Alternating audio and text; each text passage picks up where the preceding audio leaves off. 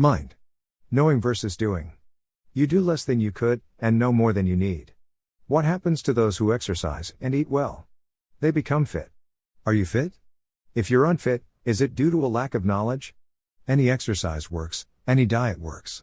Eat less, move more. It's certainly not the knowledge that is the problem. Millions of people choose to learn instead of do, and they die quite unaccomplished and smart. This is the quiet desperation of the intelligent. Be smart, even wise, but only as a means, not an end. Knowing isn't doing and knowledge isn't action. What you need isn't more know-how, but more desire. If the world were to transform to one where everyone did what they thought they should, then it'd need more know-how. While you live in a world where almost no one does all the things they think they should, you have more a discipline problem than a knowledge problem. Would you rather have your cake, or eat it? There's a similar challenge choosing between knowing how to do something, and actually doing it. They're related, but quite different in practice. That's why great sports players learn from coaches that can't play better than the players. Knowing and doing are different, yet related. Grow your mind with action as a guide. Adding to the list of things you know you should do, but do not, is pain. The value of knowledge comes only from application. Language and input. What languages you should speak? Speak a single language. If it's better to say new better things in a single language, than the same limited things in several language. Learn these language. Learn the language you need. Learn the language of business, Warren Buffett's advice, accounting. Learn the language of scalability, programming. Learn the language of entrepreneurship, influence. Stop breaking words. Stop breaking all the words. Do not call everything rape and everything racism, and destroy the usefulness and uniqueness and power of those words. Perception, attention, lens, focus, and paradigm are all words that should be used properly. Perception, attention, lenses, focus, paradigm. Focus control and attention economy have high standards for what you pay attention to. Information overload. Back in the old days, it was very hard to find information. Now it's too easy to find information. We went from having to meet with people physically, to being able to speak to them over a distance on the phone, to email, to texting, and now you rarely need to speak to the person to ask them a question because we have Wikipedia, YouTube videos, blogs, and Twitter. We are drowning in content. There is lots more signal to be had, and there's lots more noise, too. Since the signal is always lower in quantity than the noise, if you have good standards for what you should be paying attention to, it's not distraction, clickbait, and social proof. Every day that passes, the amount of bad content and wrong ideas is created more and faster and more convincingly than good content and right ideas. Since they put less time into building good ideas, they have extra time to figure out how to sell the bad ideas better. Now that's a tragedy. Those with the best ideas are too busy building them to market them. Marketing of ideas and building of ideas are wildly different, except in one area, the building of marketing, communication, influence ideas. It's self-referential and amplifying. All the other ideas aren't. Lens of survivalism, focus on the positive. Don't focus on the negativity. What you look at affects how you feel. If you grew up around people that are negative and what you learn is negative behaviors, then you end up being negative yourself with a higher likelihood. If you focus only on the negative aspects of the world, that will rub off on you to some degree and you will feel it constantly and disperse it further. At any given moment there's an infinite amount of good and bad things going on, and the feelings that you will feel and your perception of the world will be what you focus on. A good shortcut for understanding that by imagining yourself as a crystal, either a cool-looking shard of crystal or crystal figurine that your eyes would accept the light of what you looked at. If you tuned into and looked at a pretty light that was beautiful, say a white light or a blue light, that's what you would radiate, that's what you would feel when other people look at you. They would see the light that you are focusing on. If there was some other negative thing going on in the world and that is what you focused on, then that is what you would feel, and you wouldn't just feel it, you would also retransmit it, radiate it, and become that color. Therefore, you become what you focus on and you become good at what you do. You appear to others to be what it is that you focus on and what it is that you do. Thus, that analogy of the energy of what you look at changing your body, is really well transmitted by the light and crystal analogy. Additionally, when you think about the way that a prism divides a white light into its separate colors and wavelengths, and that if you were to recombine those colors and wavelengths once again, you would get white light on the other side. That's balanced. As soon as you remove one of those wavelengths, you no longer are able to recreate white light again, because you're missing one of the components you need. Positive phrasing. The lesson here could be, don't focus on problems, instead rephrase in a positive light. If you focus on problems, you only get more problems. Positive rephrasing is important, Focus on what you don't want only for a short time. Which do you think is a shorter path to fitness, understanding losing or understanding winning? Positive phrasing is super important. If you want to be fit, focus on fitness. You're going to hear this theme a lot. Focus on what you don't want literally only as long as it takes to invert it and create the positive understanding and language of what you do want. Maybe someone tells you to not imagine a giant neon pink elephant right now, drinking some chocolate milk. Did you not imagine it? If you think about not being fat, you'll actually think about being fat and eating fattening foods. If you take the time to invert it, and you think about being fit, you've made your life so very, very much easier, simply by changing the suggestive posturing of the thought. This new stance will affect your decision-making process subconsciously, and a percentage of the work, needed to become fit, has already been done for you. Understanding your perception through senses. Understanding your perception through senses is important. Not only are you different from how you used to be, your vision changes, your taste changes, but you will become different from how you currently are, too. To explain, for instance, music, there's something called the Fletcher-Munson curves, which means that your hearing changes entirely based on how loud or not loud a sound is. For instance, it is widely accepted that you should master music with a reference volume of 75 to 85 decibels SPL because that's where hearing is most linear. Thus, unless you have a calibrated decibel meter with you, it's very hard to tell just by listening how loud a sound actually is. This means that without you realizing, your hearing itself changes its perception based on how loud or soft a sound is. It wouldn't be surprising if similar kinds of changes based on brightness existed for your visual perception as well. As far as knowing what the real world looks like, we're stuck in a pretty funny spot. We not only have all these glossy perceptions, but our brains also are susceptible to shortcuts that make us more effective some of the time, of being less effective other times. For instance, you always see your nose, it's always there, but you just never notice it, and the same thing goes for blinking. You never really notice your eyes blinking, even though it's literally making you blind in both eyes for a brief moment. Then there are things like infrared, which we can't see, but machines and animals can. This means that they can actually see temperature. There are even animals that can see polarized light, which helps them hunt, and although undetectable to human eyes without the aid of some device, it helps us recover erased and hidden writing in ancient documents or evidence in crime scenes. Point being, if current you is so different from past you, and current you will hear the different sounds in the same song differently based on whether it's a little louder or a little less loud, then how the hell could one expect another human being, in their past or present, to detect the real world similarly to how you view it? You can avoid lots of arguments by just understanding that when you see dark blue and someone else sees purple, it might be they chose to deploy the words differently, or it could be that they really do see the color differently, and are judging it the same, but off a different input value to their brain. Some individuals know that one of their eyes sees sharper than the others, and know that they each see color slightly differently, perhaps in that one is a more red tint and one is a more blue tint, or as they'd say in the color correcting business, one is warmer and one is cooler. Right now you are closing each eye and looking at different colors around the room, aren't you? This also applies to people that color calibrate photos, monitors, display devices, movies and films. They adjust their brightness to a reference level, usually 120 CD/M. But as you learned earlier, it's very hard to know what that light level actually equals to another's brains. Some standard, however, is better than no standard. Standards are the language that the world speaks in, that makes interoperability and communication possible. You could say standards are the cooperative language of non-humans. Thus, know that your perception of the world is probably very different than everyone else's, sometimes for good reasons and sometimes for not so good reasons. Therefore, you shouldn't waste too much time arguing over perception if you can avoid it. You can use some tricks to figure out how a person's perception actually works, for them. That's how we build vision-correcting lenses for contacts and seeing eyeglasses. We can look at their eye and make a pretty good guess based on the shape to measure what kind of lens they will need to make their vision better.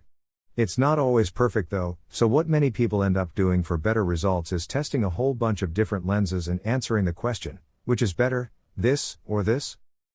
Now even that is a funny experience as well, because once again, people don't understand the decisions that are being made. Based on how you change the red and green color questions, you will affect your color perception. Because if you're correcting for astigmatism, you have to choose a middle ground of correction. You can't perfectly correct both the wavelengths with the same glass. You affect how you see vertical and horizontal lines differently. Then on top of all of that, the lens works better when it's smaller, closer to the eye, and made of a glass that has a higher Abbe value. How many people know that their vision correcting glasses made all these trade-offs, and that they can have better and worse color and contrast perception based on the material and coatings that their lenses have.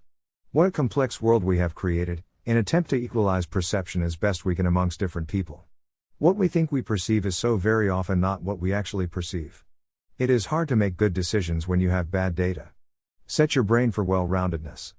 If you have your brain set for well-roundedness and you're able to execute pretty awesomely in all areas, it's also very likely that you're not going to be an idiot savant. It's very likely that it's going to be harder for you to produce levels of excellence intellectually in a very advanced intellectual field in regards to those people that don't have the overhead of an honest and good life and a brain that works well socially. Social understanding and social excellence is actually quite advanced. Vision and colors. You can make people think your website is loading faster than it really is by changing its color. See link 1. Our eyes evolved to sense the natural environment that's most useful to us, what's trying to eat us, and what we are trying to eat. This is why we see greens better than blues, and why much of our visual attention is based on movement. Much more of the land we live on and eat from is green. As a matter of fact, we see blue so poorly, they often encode less of it in our videos, and display it using less pixels, because we see it with such lower resolution. Of our 6 to 7 million cones, we've got 64% red cones, 32% green and only 2% blue. See link 2. Different vantage points can give you an edge. Birds move their heads around, to see more of the world, like a sampling rate, and so we have emotions which cause us to move our heads around as well, like blurriness causes us to squint.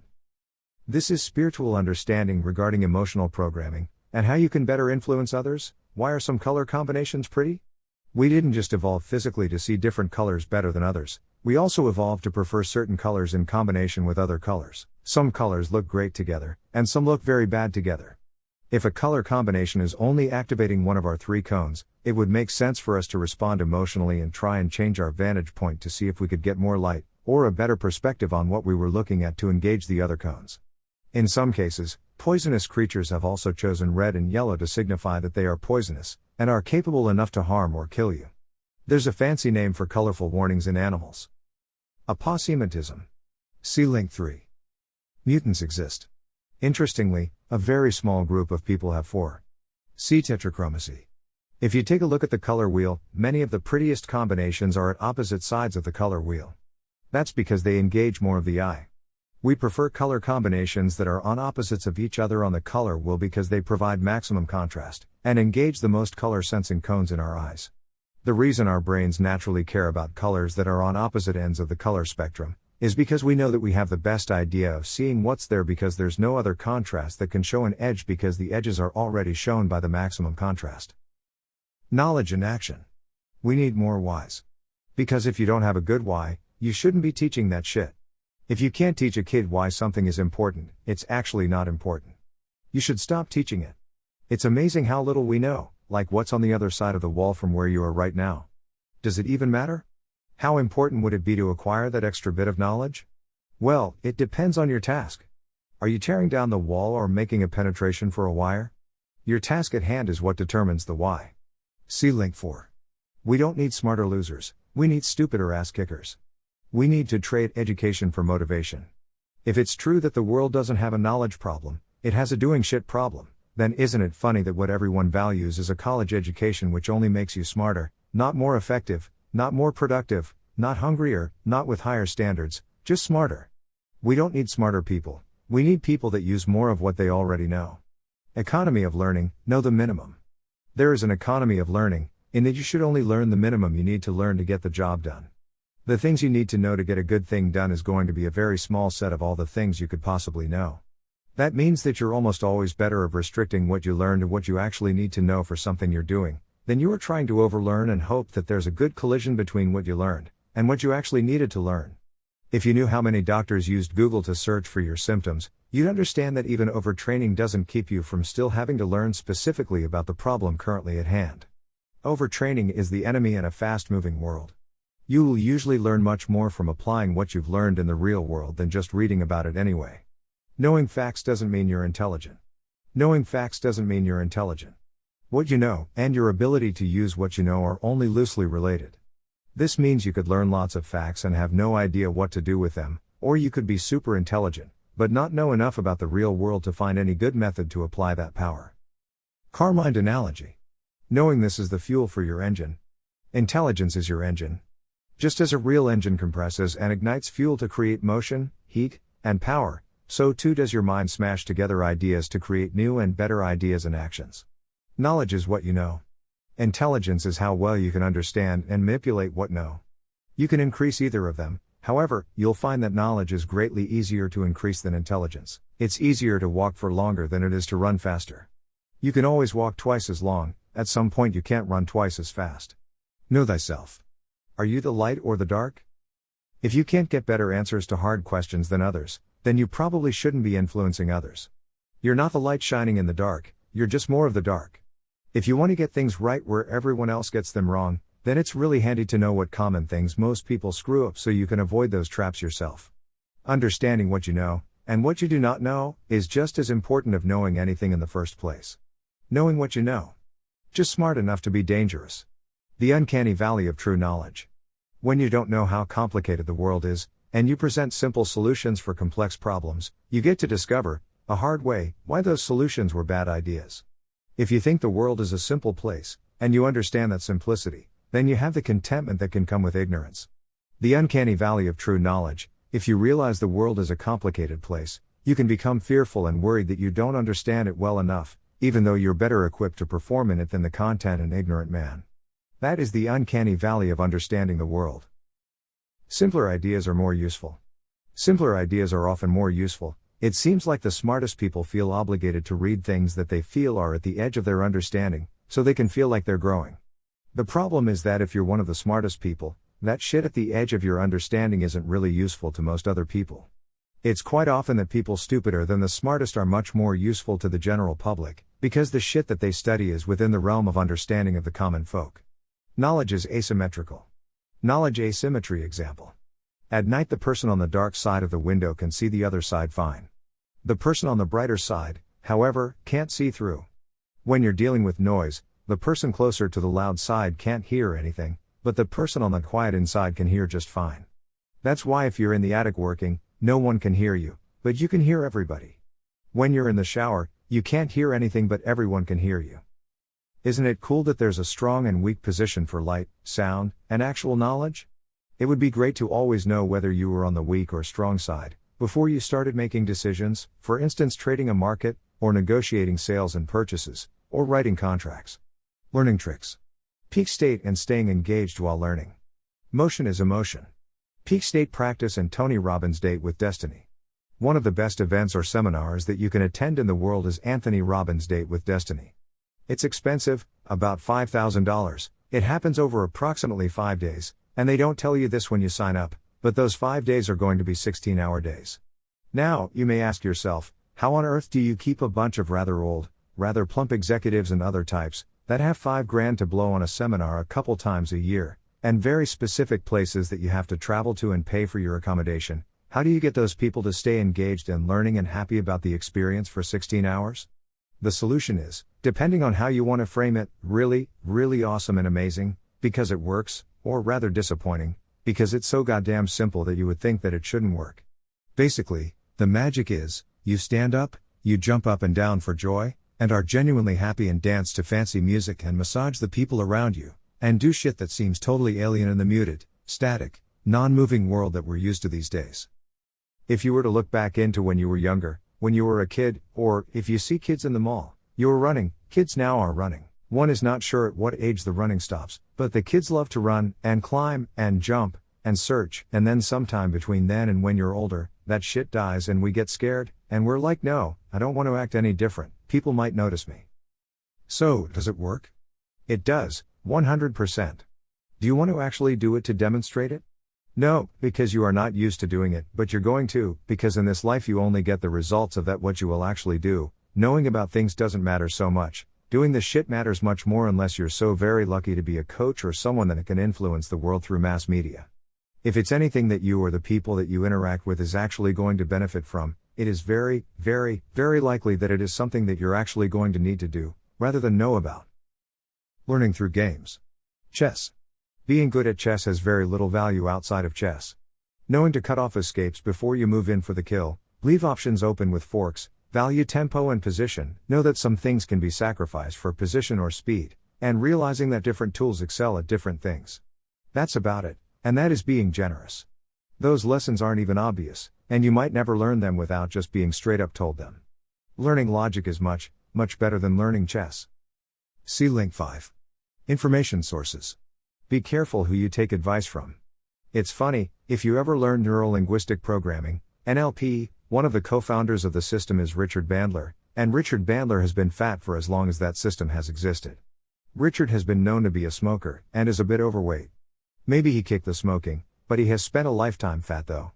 To the intelligent person, you have to be careful to take investment advice and life advice from homeless people, and you have to be careful in taking personal development advice from people who are fat and smoke, and have done so for a very long time, yet advertise they have the cures to these very things, and that the cures are fast, painless and take nearly no effort on your part to execute. If that was the case, then why wouldn't the person or a partner have accidentally cured them of that obviously stupid shit by now? Forums, calling out idiots. Every time you see two people disagreeing on TV, if you wait a few years, and revisit the footage, you can probably tell which one of them was a dumbass and wrong. It would be fun if, similar to a justice porn channel, there was a look how wrong this dumbass was channel. Commencement speeches and final speeches. Commencement speeches are both time-limited and optimized to benefit the listener with actionable useful advice. Final speeches are time-limited and are optimized for speaking about a thing so important it's the last thing people want. Votes and picks don't count unless they come at a cost. Horse pickers. Pick horses at random, send lots of the predictions, watch when the guy that randomly got 4 picks right in a row sent to him thinks you're awesome. Otherwise people can vote on all possibilities and look right all the time. Speed up videos and audio. Try watching videos and audio at 1.5x speed if you can understand that fast. Understanding is all that matters. If you need more time, slow it down. Misunderstanding is worse than not knowing. Terribly drawn graphs. See link 6. The unbearable asymmetry of bullshit. What is knowledge? Know the right things. The usefulness of knowing the difference between intelligence and knowledge is mostly to get you to stop wasting your time and focus on things that matter instead of sitting out thinking you're smart, while you're beating your peers at all the wrong things. You know sports better than your friend? You have failed. Are you better at last year's video game that no one plays anymore? You have failed. You have put thousands of hours into Donkey Kong to be the king of Kong? Congratulations, you are the biggest fish in the smallest toilet bowl. See link 7. Difference between intelligence and knowledge. When looking at the mind, one way to understand the difference between intelligence and knowledge is the way a computer does. You have a CPU that does all the processing, that's why it's called the central processing unit. It's only as useful as your ability to feed it work to process. Knowledge is your memory, your gained wisdom, and much like your computer has long-term and short-term memory, hard drives are long-term and RAM is short-term, a computer with no memory is pretty useless. A very intelligent person deprived of things to learn is equally tragic. Mental tactics, don't waste your consciousness on probability. Eponymous laws, build on the communication of great ideas. Modern discoveries are often named after those who popularized an idea.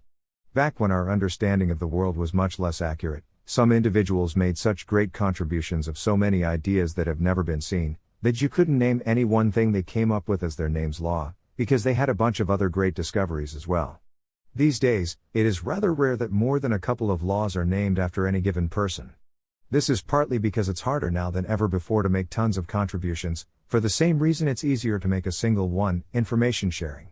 Back then if you were working on a hard problem, you might very well be the only person on the planet doing so, for communication was slow and inefficient. Now the same communication that brings you great ideas to build on, is the same communication that creates a leveling effect against your ability to massively produce ideas in series without someone else stealing your thunder and making great progress on what you've made known. This is better for the world in a lot of ways. First, we all build on the backs of giants, and so must we offer the improved ideas we build to those that come after us to stand on as well. It's easier to remember these laws, because they all have unique names. How easy is it to remember the Streisand effect, when you know the story of her trying to remove pictures of her house from the internet, which angered the internet, and when the internet is angry, spreading data is what it does best. Needless to say, what few people would ever care to know about became quite important, for only the fact she wanted it hidden. It's insanely likely that the idea of drawing unwanted attention to a small thing by trying to hide it and getting caught was well known long before the Barbra Streisand incident, however, it was never so easy to remember previously. That's what's great about a law. Ideas are only as useful to us as we remember that they even exist, and when they should be used. It's even better if you know how to use them accurately. Knowing is half the battle, they say, and again, knowledge placed into action is considerably more important. Some of these laws are really interesting. If you hope to add to the world's understanding of complicated things, you too should hope to phrase an understanding so well that it becomes a law named after you. This idea of naming things after inventors applies in more places than just ideas. See links 8 and 9. The only useful knowledge is practical knowledge. If paying attention to what works in the world that we live in is an effective strategy for discovering what works, which is tautological, the important educational point there is that by seeing what works for other creatures and in nature, you can kind of extend that discovery into other areas. If you see in the animal kingdom that strength gets chosen a lot more often than weakness, it could be very likely that in your life, and in most other people's lives, displaying strength pays off a lot better than displaying weakness. The point here is that by understanding some parts of life, no matter what they are, if you're intelligent, you can usually learn something unexpected about other parts of life, because lots of things in life are related. Acquisition: how, when, why, where? Mission should not be to get the best of logic. You see all these super smart, super logical people that disagree about things. If they disagree about things, that means one of them is wrong, which means that one of those two super genius, super smart, super logical people is horribly wrong. In this case, the other one's right, or they're both wrong. It is possible, though very unlikely, that they have misread the question and they're both right. Your mission in life shouldn't be to get the best of logic unless you want to add to the science or teach people logic. If you want to lead a good and wholesome life, you don't actually need that much. The logic you need isn't that complicated. It seems like if you go farther into that rabbit hole and farther into the complicating anything that you might learn, you won't be able to benefit from, because you don't have the horsepower and the time to properly apply it and know when to apply it. If you spend all day building tools instead of using tools, you're a good tool builder. It doesn't mean that you're good at using the tools. SciVive doesn't want you to believe that getting smarter is the best thing that you can do. You should not believe that understanding logic the best is the best thing you can do. This is evident when looking at the past of all the other human beings that have ever existed, those that you would be most likely to trade places with, if you could be convinced to do so, or those that you respect the most, are almost never the best at the thing that they did. They might be quite good, they might be top 10%, top 2%, but they're almost never the best, because to truly be the best at a thing, you've got to make a load of sacrifices in other places in your life and endure pain to overly push out in that one singular direction and singular focus. You probably only see the upside and not all the sacrifice, pain, sleepless nights and lost friendships, because it's not well marketed to you and no one is making any money selling you that idea. Your perception of how fun, pleasurable and what you get out of other ways of living than the way that you currently have, is heavily weighted towards it being a lot better than it really is. No one finds profit in telling you the truth that everyone that has done a hard thing that other people have tried and failed. Knowing that being the smartest and the most logical is not your aim, it's not your goal, and that you'll probably endure a lot of pain from not being well-rounded. Both success and failure leave clues. If you attempt the same things that others have tried and failed, you're also likely to fail. If you do things that winners do, you're likely to win. Highest and best behavior is hard to measure because best is very subjective. What's the best color, for instance? Judging highest is much easier than judging best. When everyone learns the same shit, it becomes valueless. We have an entire culture of people going massively in debt to waste their time learning things they can never use. Because the value of knowledge is indirectly proportional to its availability, and since everyone's learning the same shit, it's all infinitely valueless. It's the same reason you can't make money as a photographer because people do it for free. It's hard to make money as a musician because people do it for free. If you want to make money in this world, you've got to do what other people don't want to do and can't do, so they're willing to up the ante and pay you a little bit more to do it. Learning what everyone else does, thus by definition of value, the least scarce knowledge is therefore the least valuable. Richard Feynman had a great talk on this in regards to a conversation that he had with his father. They were in the Boy Scouts and they would go off into the mountains and hike alone, and the other boys wanted to come along because his father was such a great person to talk to, learn from and be educated by. He was a well-rounded thinker, and he really valued his alone time with his son and wanted it to be more personal, more of a family thing. While the other kids would go out to the woods and learn what all the birds were called, Richard Feynman's father said that what that bird is called is the least important thing about the bird. Let's learn everything else other than what the bird is called, because we could learn what that bird is called in 10 or 15 different languages. After you know the 15 different names for the bird, you now know nothing about the bird. What does it eat? Why does it make the sounds that it makes? Where does it travel? Is there an altitude that it likes? How long does it live? How educated is it? Can you make it smarter? Everything that is useful to know about the bird is basically outside the set of names that it's called. Do what Google can't. Things you know that you aren't using, replace with synthesis and higher level understanding. If you want to be a crazy Google, please instead learn to do what Google cannot. Being good at Google is better than memory. Memory tricks are the easiest to teach and learn. Unfortunately, having a great memory is pretty useless these days. Being good at Googling is better than having a great memory. The crappiest pencil is better than the best memory. The quantity and quality of information in decision making. There should be a word for not learning about the difference between things and comparing the ratio of the range of variance and the quality that can be obtained if you have extra information, versus the range of time that you can spend learning about making the decision properly. If someone hasn't invented that concept of that idea, one should. The decision as to whether you should continue to inquire information or not is the range of quality divided by the range of time that it would take to learn to get the quality. Ultimate knowledge of a thing sometimes defeats the purpose of the thing. In life, some things need to be kept secret to work. If you go to see a comedy show, they don't tell you how they design the joke and how the joke has evolved over time, which versions of it didn't work and which timings of delivery worked, what kind of response you are waiting for from the audience before you go to this thing. If they told you any of that shit, it wouldn't be funny. Ultimate knowledge of a thing sometimes defeats the purpose of the thing. It's like watching a film after you've studied filmmaking. You can never see films the same again because you are always looking to the motives and intentions of the director. The same is true for watching magicians. The moment you know the secret, you are no longer interested in the trick. Having just enough knowledge to be dangerous, being a dilettante. Now, you can just use that knowledge to support whatever you were going to support anyway. You should get better sleep because of serotonin reuptake, or aliens, or vibrations, and crystals, and global feeling stuff. It's literally appeal to ignorance. However, you don't know you're ignorant, which makes it a different thing. Knowing enough to be dangerous is how people get electrocuted replacing their blown fuses with aluminum bars, or destroying their computers with registry editor. The good news is that people misunderstand most things. How long does it take to brake when you're going extremely fast on the highway? Or how hard it is to turn a motorcycle when you're going extremely fast and when you start braking? You can't turn anymore because it brings the bike upright. You don't realize those things until you're already in danger. You don't realize that you should not be messing around in your electrical panel until you're already dying. It's good that the rest of the world isn't that way.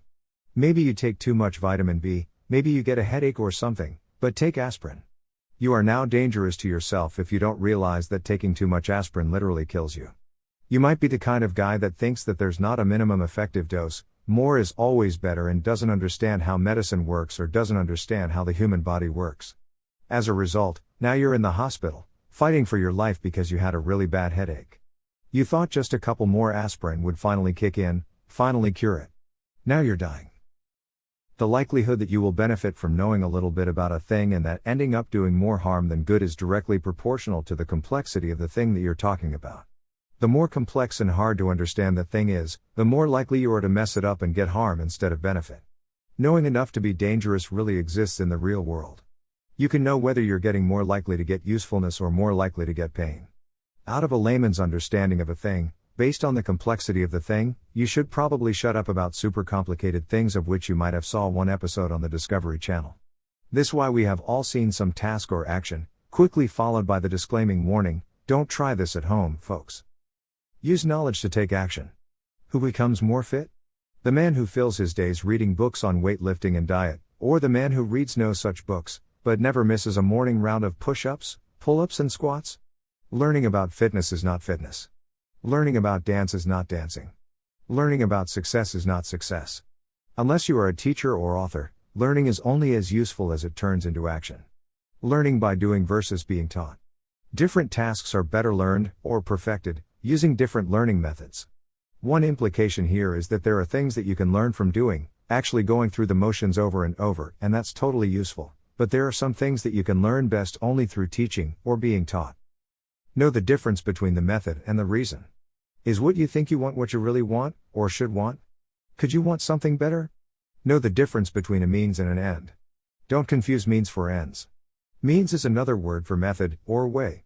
For instance, if you wanted to know what you should eat, Most people would be far better off searching for healthy, tasty food, instead of why am I fat? How to widen your understanding. There was a saying regarding your choices, what you do with your career in life. It's called the Helsinki Bus Station. The theory of the Helsinki Bus Station is that when you come into this world and learn how to speak and to do things, and specifically, or in this case, if you go to a college or a high school, that puts you in the bus station. What you find is that all the buses hit all the stops leaving the city, and only after a couple stops have passed and you're out of the city do you start to get differentiation, where you're ending up at stops that all the other buses weren't ending up at. That divergence, just like a tree has a trunk and then it has a crap load of branches. Those branches quite literally sprout out into space, three-dimensionally. Why do they do that? The only reason that branches on a tree behave like this is because that's where the light is.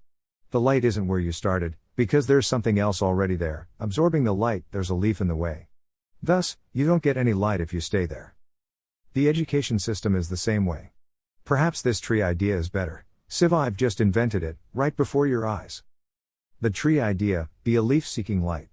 The tree idea of valuing and staying on the bus long enough to get the hell out of the city so you can start to get variation and find your unique way to benefit this world. Maybe your way isn't unique, but you punch so much harder that you do the same tasks way better than the other bus riders. Maybe you got off at one of those earlier stops, but you're doing it better. If you want to actually have a wide and varied background, and a wide and varied understanding and ability to do things, the most poisonous thing you could do is go to the same restricted place, learn the same restricted things from the same restricted people, for the same restricted goals. How do you think that will work out? You're maximizing your similarity to all those that came before you. How are you supposed to make an impact and a difference if you started the same place, and then made the same decisions? It's a terrible way to start. If you're going to go that route, maybe you stay doing it long enough that you ride the same idea deep enough that you can actually start to make breakthroughs at the very end. Some things work like that, some things don't. Some things, no one's working on them. You could be that guy. Maybe synthetic biology's your thing. Maybe you think biohacking is your thing. When they were building Apple in a garage, they weren't in college learning about how to build Apple. The coolest, most profitable things that have affected our lives, a lot of them were not designed at the end of a long bus ride. They were a short bus ride on a path that most people just didn't take. Action tips for learning. Knowledge is knowing what to do, a skill you don't have to win arguments or teach people. If people aren't going to act on the information anyway, who cares if they're right or not? Right and wrong are only as useful as action. Great actionable tips for learning. 1. Acquire chunks of knowledge and apply them in different settings. 2. Take breaks to improve your memory and your ability to solve problems. 3. Structure your learning. Map out prerequisites, and start with concepts that you need 80% of the time. Prioritize knowledge that adds genuine, direct value. 4. Learn in differing environments, work with knowledge in differing ways and use multiple senses. 5. Read others' learning journeys, have mentors, and gain feedback. Work on your ability to be vulnerable in order to do all of this effectively. 6. Leverage your emotions by making information and problems more engaging. See links 10 and 11. Learn when you're young. It multiplies over time. Learning is the most affordable when you are young, and has the most value to multiply over time. It affects your trajectory the most, and your acceleration, and thus your endpoint is maximally influenced. What good would be learning your times tables on your last day alive? Improve your learning by deleting non-useful stuff. Delete non-useful, history, astronomy. Insert useful, logic, ethics, mnemonics, not great but better than history. If the world has changed over 100 years, but the learning about it hasn't, you're doing it wrong. Reviewing content so you don't miss the benefit. If you're not rewinding the video or rereading parts of a book, it's very likely you're letting the data and ideas pass right by you, and you're going to not only miss out on it, but not even know where to find it again when you discover you missed it. Good luck figuring out the spots you zoned out on during an hour-long video. Past patterns can point the way to the future. Learning about the real world, how the real world works and what is likely to happen in the real world by having a good ability to recognize patterns and extend them into the future.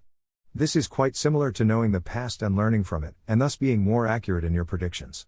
Even more advanced, understanding statistics and being able to come up with an estimate of how likely to be right your prediction is, and what your prediction really means, false positive paradox, Monty Hall problem, prosecutor's fallacy, etc.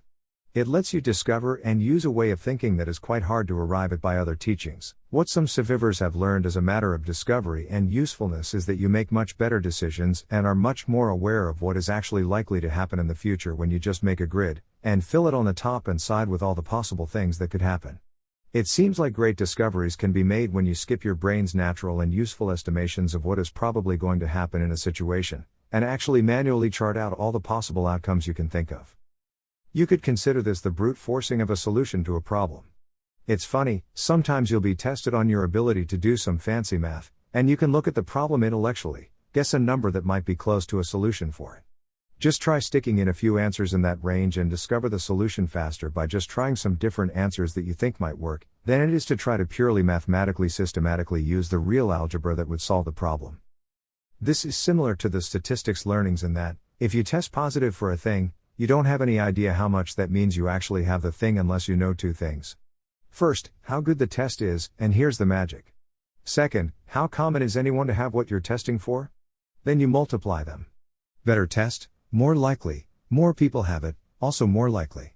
Conversely, the less common it is for people to actually have what you're testing for, and the less accurate your test, then the less and less likely you are to actually have what you've tested positive for.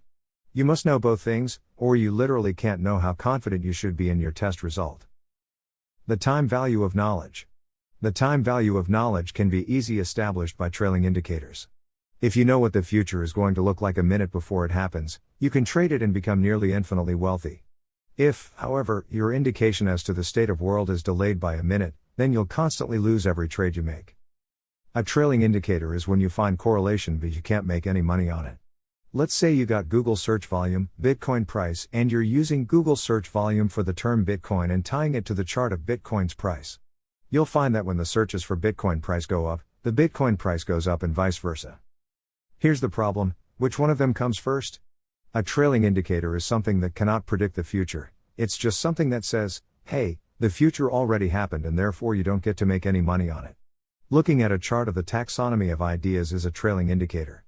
It goes, I'm glad that we've got these new ideas that you've taught, put into an order and made excellent, and now we're going to analyze those ideas using this framework that can just analyze what already exists between and cannot whatsoever be used to generate anything new. Sometimes the organization of ideas into a chart will allow you to understand what already exists better, but will confuse you and make impossible the generation of any new thing. Time value of knowledge and optional knowledge. There is a time value of knowledge, and knowing when to learn a thing is critical. Some knowledge is optional in the current moment, not just because you don't need to know it now, but because, like options in the real world, you pay for them. If you buy an option and learn something you don't need to know, you will have paid for that option. If you use the data, the option paid off. If you don't use the data, you lost the time and effort of learning the depreciating in value knowledge, at the expense of other knowledge you might have been able to act on. Depreciating technical knowledge, false intelligence. The fallacy that being good at chess makes you good at anything else. See link 12. Educate yourself just before the task at hand. Learn what you need to know right before you're going to do it. If you learn something long before you're going to act on it, the landscape may have changed and you might have to relearn it all again, wasting your time. This is especially true for technical issues, for they are improved so rapidly. Consensus on who the experts are, by other experts, especially across disciplines. Expert by consensus of winners. If Tony Robbins and Tim Ferriss, along with some other pretty respectable dudes, both take time out of their well-curated books to speak well of the same other expert, then it's likely that expert is worth looking into. Amazingly useful and dense sources of knowledge. The stickied threads in forums and discussion forums in general. The stickied posts in subreddits on Rightbar. Infographics. Wikis can be dangerous if you browse too wide or deep, must maintain focus control and choose not to learn lots. FAQs, some are too bloated. RTFM, read the fucking manual. Hacker News. This is last, because the reason it's the last bastion of intelligent discussion out there. Decay of communities over time.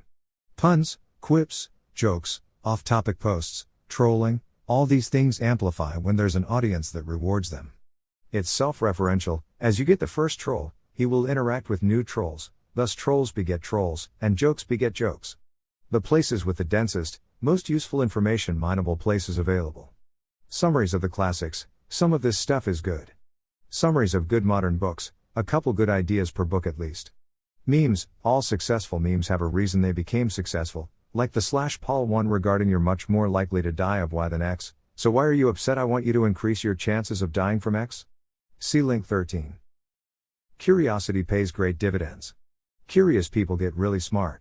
By definition, we must learn about the topic in question, and we care about it, so we'll watch a 2-hour video about the boring topic to everyone else, because to use, we must to fulfill our curiosity. The upside is that you can go deeper than most people, and find happiness easier with this giant world of cool new things. The downside is you can get locked down random paths of depreciating knowledge, or trivia, at the cost of your productivity. There's an art to knowing when to learn, what to learn, and when to attack. People love to think that there's value in things that they don't understand, which is a useful disbelief, because it amplifies the desire to understand that which you don't. Curiosity pays great dividends. When you see something, and you don't understand it, you usually develop a desire to understand it. Not necessarily because you think that there's great value in understanding it, it may be something stupid and trivial, but because you take pride in understanding things for the sake of understanding them, despite being a waste of time. Being curious and learning about cool shit, recognizing new patterns and ways things are done, things that can exist and how they can exist in their forms amplifies the speed and quality in which you can generate new forms, styles, beliefs and strategies and recognize or create patterns that other people couldn't, even if those actual individual things lack quality. Curiosity is a much better way to waste time, and experimenting and tinkering is a much better way to waste time than, say, mindless trance-inducing techniques, which destroy consciousness. Or, drugging yourself into a coma. People sometimes fall afoul over assigning important things that they do not understand into pseudoscience, and into pseudo-discovery. Just because you don't understand it, or it seems complicated, doesn't mean that it is good or right. Just because you read a religious text that is complicated and doesn't make any sense, because it is poorly written, has no frequently asked questions and has no table of contents, nor was it written in a language that you speak or hasn't been updated in thousands of years, and has conflicting translations, it may seem important to you precisely because you do not truly understand it, and because it's become obsolete. Similar to other things that you don't understand that do actually have value, you are blindly assigning importance to a complicated thing where truthfully, the stuff is not accurate and it will do more harm than good. If you accidentally assign factual truth to fiction, then you will build your worldview and your ability to make better, faster, smarter decisions in the future on inaccurate realities that never actually existed. Therefore, you have optimized your world that doesn't, hasn't and will never exist. Best knowledge usually found with unquenchable thirst. The best knowledge can't be read. You must beat it out of the world with your unquenchable thirst. Science and research teaches you things that no one has ever known before in the history in the world. Playing catch-up isn't going to make you rich. Discover and learn by doing what works. Many great discoveries are made by accident. Many great inventors come out of liberal non-technical arts educations. Lots of people find money lying in the street. Who cares? You can either do what you know leads to an outcome, or mess around and try everything but that, and see what gets you there faster. Try walking home by going every direction but home, and I think you'll quickly figure out which one works better. If you can't find the knowledge you seek, you may need to create and discover it yourself. General ideas: you can try new places. Pushing-pulling effect. There's an efficiency of stairs over ramps. You'll notice that stairs also take more material to construct, and I think that an analogy can be made between how most multicellular living organisms appear to operate with a structure of hard surfaces and pulling surfaces, so basically tension. You have hard things, which basically take no effort at all to resist compression, it's just their natural form. Then you have tendons and muscles that do the soft pulling stuff. It's just an interesting concept that in effect, like when you stand up, you're not really using that much energy, because you've got things balanced just right. You're taking advantage of non-compressing properties of bone. That makes you wonder where else in the world we should see a similar pushing-pulling opposite effect. This could be similarly illustrated by constructing with concrete and rebar, because rebar resists the pulling and concrete resists the pushing. Cross-Pollinational Discovery. The use of the word accident to describe scientific breakthroughs and discoveries that happened in a lab while you were looking for a different thing is kind of a waste of the term accident. The term accident that people are used to is an accidental thing that occurred that you weren't expecting. However, if you're in a material science lab and you find a new material that does some weird shit, you were in the lab. You put in a couple $100,000 of equipment, $100,000 into personnel, $100,000 of education, you got $500,000 sitting there trying to make discoveries, and you just happen to discover something different. That's not an accident. If you're flipping burgers at Burger King, you're not discovering shit. I think a new word should be invented for the cross-pollination, cross-jurisdictional, sideways discovery of something in a discovery palace called a lab. Know the difference between a test and an experiment. It's important to understand the difference between experiments and testers. If you test something, you have a very reasonable expectation of what passing and failing looks like. As a person grading the test, you learn very little. If someone gives you a multiple choice test and you do well, the tester learns basically nothing other than how well you did on the test. If you are given a slightly different test, which is much more subjective in its grading, if you are told to write a 10-page essay on the most important problem in the world, now the tester is not only going to learn what you have decided to choose as the most important problem in the world, but also might learn something about that which you have written about. Knowing the difference between a test and an experiment is that it's a lot easier to learn from experiments, because you aren't sure of what the range of possible solutions is, and you're trying to perform learning as your goal. I'm doing this experiment, I want to see what happens. That's why it's an experiment, it's an attempt to see what happens. A useful definition of the difference between a test and an experiment is your intention as to whether you're trying to learn something, or whether you're just trying to give someone else a great thing that makes a big difference and is separate from your intention. How wide is the possible solution set? When you do an experiment, the range of solutions that you would accept as proper outputs is all of them, assuming you performed a good experiment and didn't screw it up. When you give a test, the range of solutions that you would be comfortable with receiving are very specific. The most important thing you can learn from knowing the difference between a test and an experiment is that you're going to learn a lot more from being open-minded, experimenting and looking for learning and building on discoveries that were unexpected. You're going to get more out of experiments than you would out of tests. There's probably little else that you could do to learn less from another party than give them a multiple choice test.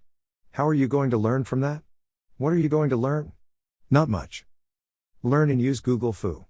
We have the most powerful knowledge finding tool the world has ever seen, instantly and freely available to us. What a great time to be alive. If all the knowledge of the world is nearly free, then how can you secure advantage for yourself over your competitors in this world of limited resources? The answer lies in being able to find better knowledge than they can, faster than they can. Enter Google Foo, defined as skill in using search engines, especially Google, to quickly find useful information on the internet. Why wouldn't the most powerful search tool on the planet have some badass, rarely known functionality? Side channel search collision attack. Work backwards. What unique words will appear on the kind of pages you're looking for that aren't your keyword? It's a side channel attack on collisions. This gives you results your main keyword didn't. See illustration 2. Search operators. Search operators are words that can be added to searches to help narrow down the results. Don't worry about memorizing every operator, because you can also use the advanced search page to create these searches. See illustration 3. Note, when you search using operators or punctuation marks, don't add any spaces between the operator and your search terms. A search for site, nytimes.com will work, but site, nytimes.com won't. See link 14. Free information everywhere, grab it. There's a better way to live. Believe in utility. Believe in SciVive. You're lucky enough to be alive in the greatest time that's ever existed. Free information coming out of your ears, free amplifying tools to make whatever great idea you come up with spread out into the world. Your phone is a supercomputer, an ultra-connected device. Everything is as good, it's better than people imagined it would be 100 years ago, 50 years ago, or even 20 years ago. It's better than we thought it would be. We have the least war we've ever had, we have the best health we've ever had. Because of the best news gathering and news presentation that we've ever had, it may sometimes appear as if everything is worse. But it's not, it's the best it's ever been. Learn things you care about. It is easier to learn the things you care about, and hard to learn the things you don't. Memory and education. Check out how large the memory section is on this Wikipedia page, see link 15. If you want to retain more memory of what you were reading, or doing, you must retrace your steps, and reopen your tabs, go back through the same steps the best you can remember them. Take a picture of your parking spot, so you can't forget where you left your car. Put your keys and other important stuff on your shoes, so you are drawn to them automatically when attempting to leave. See link 16. Teach the amplifiers first. If math doesn't help language and language doesn't help math, why don't we teach first things that amplify everything else? If someone is learning harder than another person, and you ask why, one could say because I want to be the best. Or, I want to be better than that other the competition, or, I want to feel proud of myself. Teaching pride, excellence and competition, those things affect everything, you should teach them first. If you don't get those, if you don't make people care, well then really, How hard do you think they're going to work anywhere else? Discipline and motivation are the tides that raise all educational subjects' ships. Amplifiers. Amplifiers and chemical stimulants such caffeine, amphetamines, and the chemicals your own brain can make after meditating or firing an empowering pattern off can amplify your brain abilities. Habit. Mindset.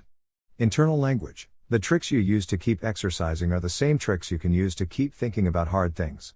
If I can't, I must see the structure. Abstract, categorize, chunk, and then act well. There is nothing but the work. Your mind will hit you every few seconds to do the old bad things you used to do, and as you tell your mind otherwise, after a while, it just stops trying to get you to do stupid things. As you starve out the old habit, eventually it just dies. You only need to master a couple of things here to become great, meaning you surely don't need to master half of all the possible things to learn. As a matter of fact, you'd probably be much better off only learning a few of these things and excel greatly at them, rather than being relatively bad at all of them. The reason for this is that many of the things here help you personally much more than they help the rest of the world, that you are much better off focusing on the things that benefit the rest of the world much more than they benefit you.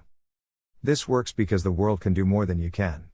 1,000 men can build something amazing, something that try as you might, you could never build alone in your lifetime, or even 1,000 lifetimes.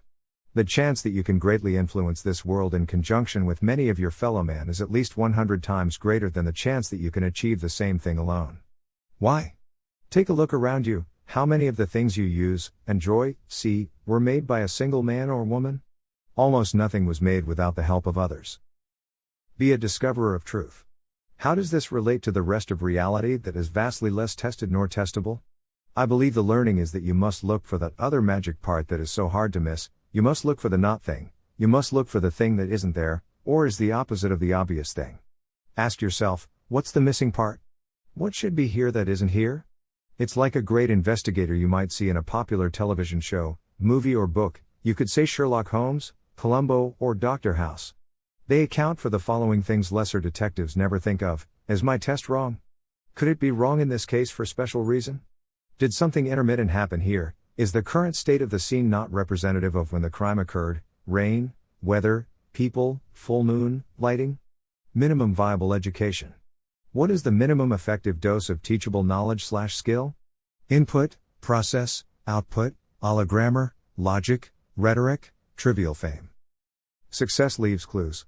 The most effective students, and teachers, often have little mental tricks they apply when thinking. Some are mnemonic, some are turning ideas into locations, some are pretending new ideas are just like old ideas, and applying the old learnings, etc. Find those powerful commonalities that work best for you. Stop turning kids into bad versions of Google.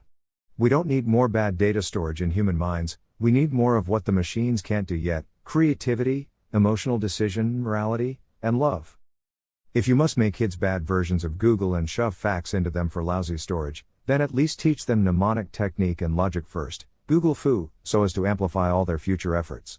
Do not teach the amplifiers last, let those amplifiers pay dividends over time while learning the other stuff. Some are lucky enough to have logic taught to them first before any other math at grade 6, because of an experimental advanced education system. After logic they learn scheme programming.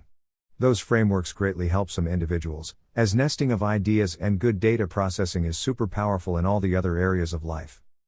Better and worse exist, find better, and choose better. Do not be a coward and pretend that worse doesn't exist. Summary: teach amplifiers first. Then teach minimum effective commonly useful data processing, then specialize, focus, and become great. Specialization is why we have genders.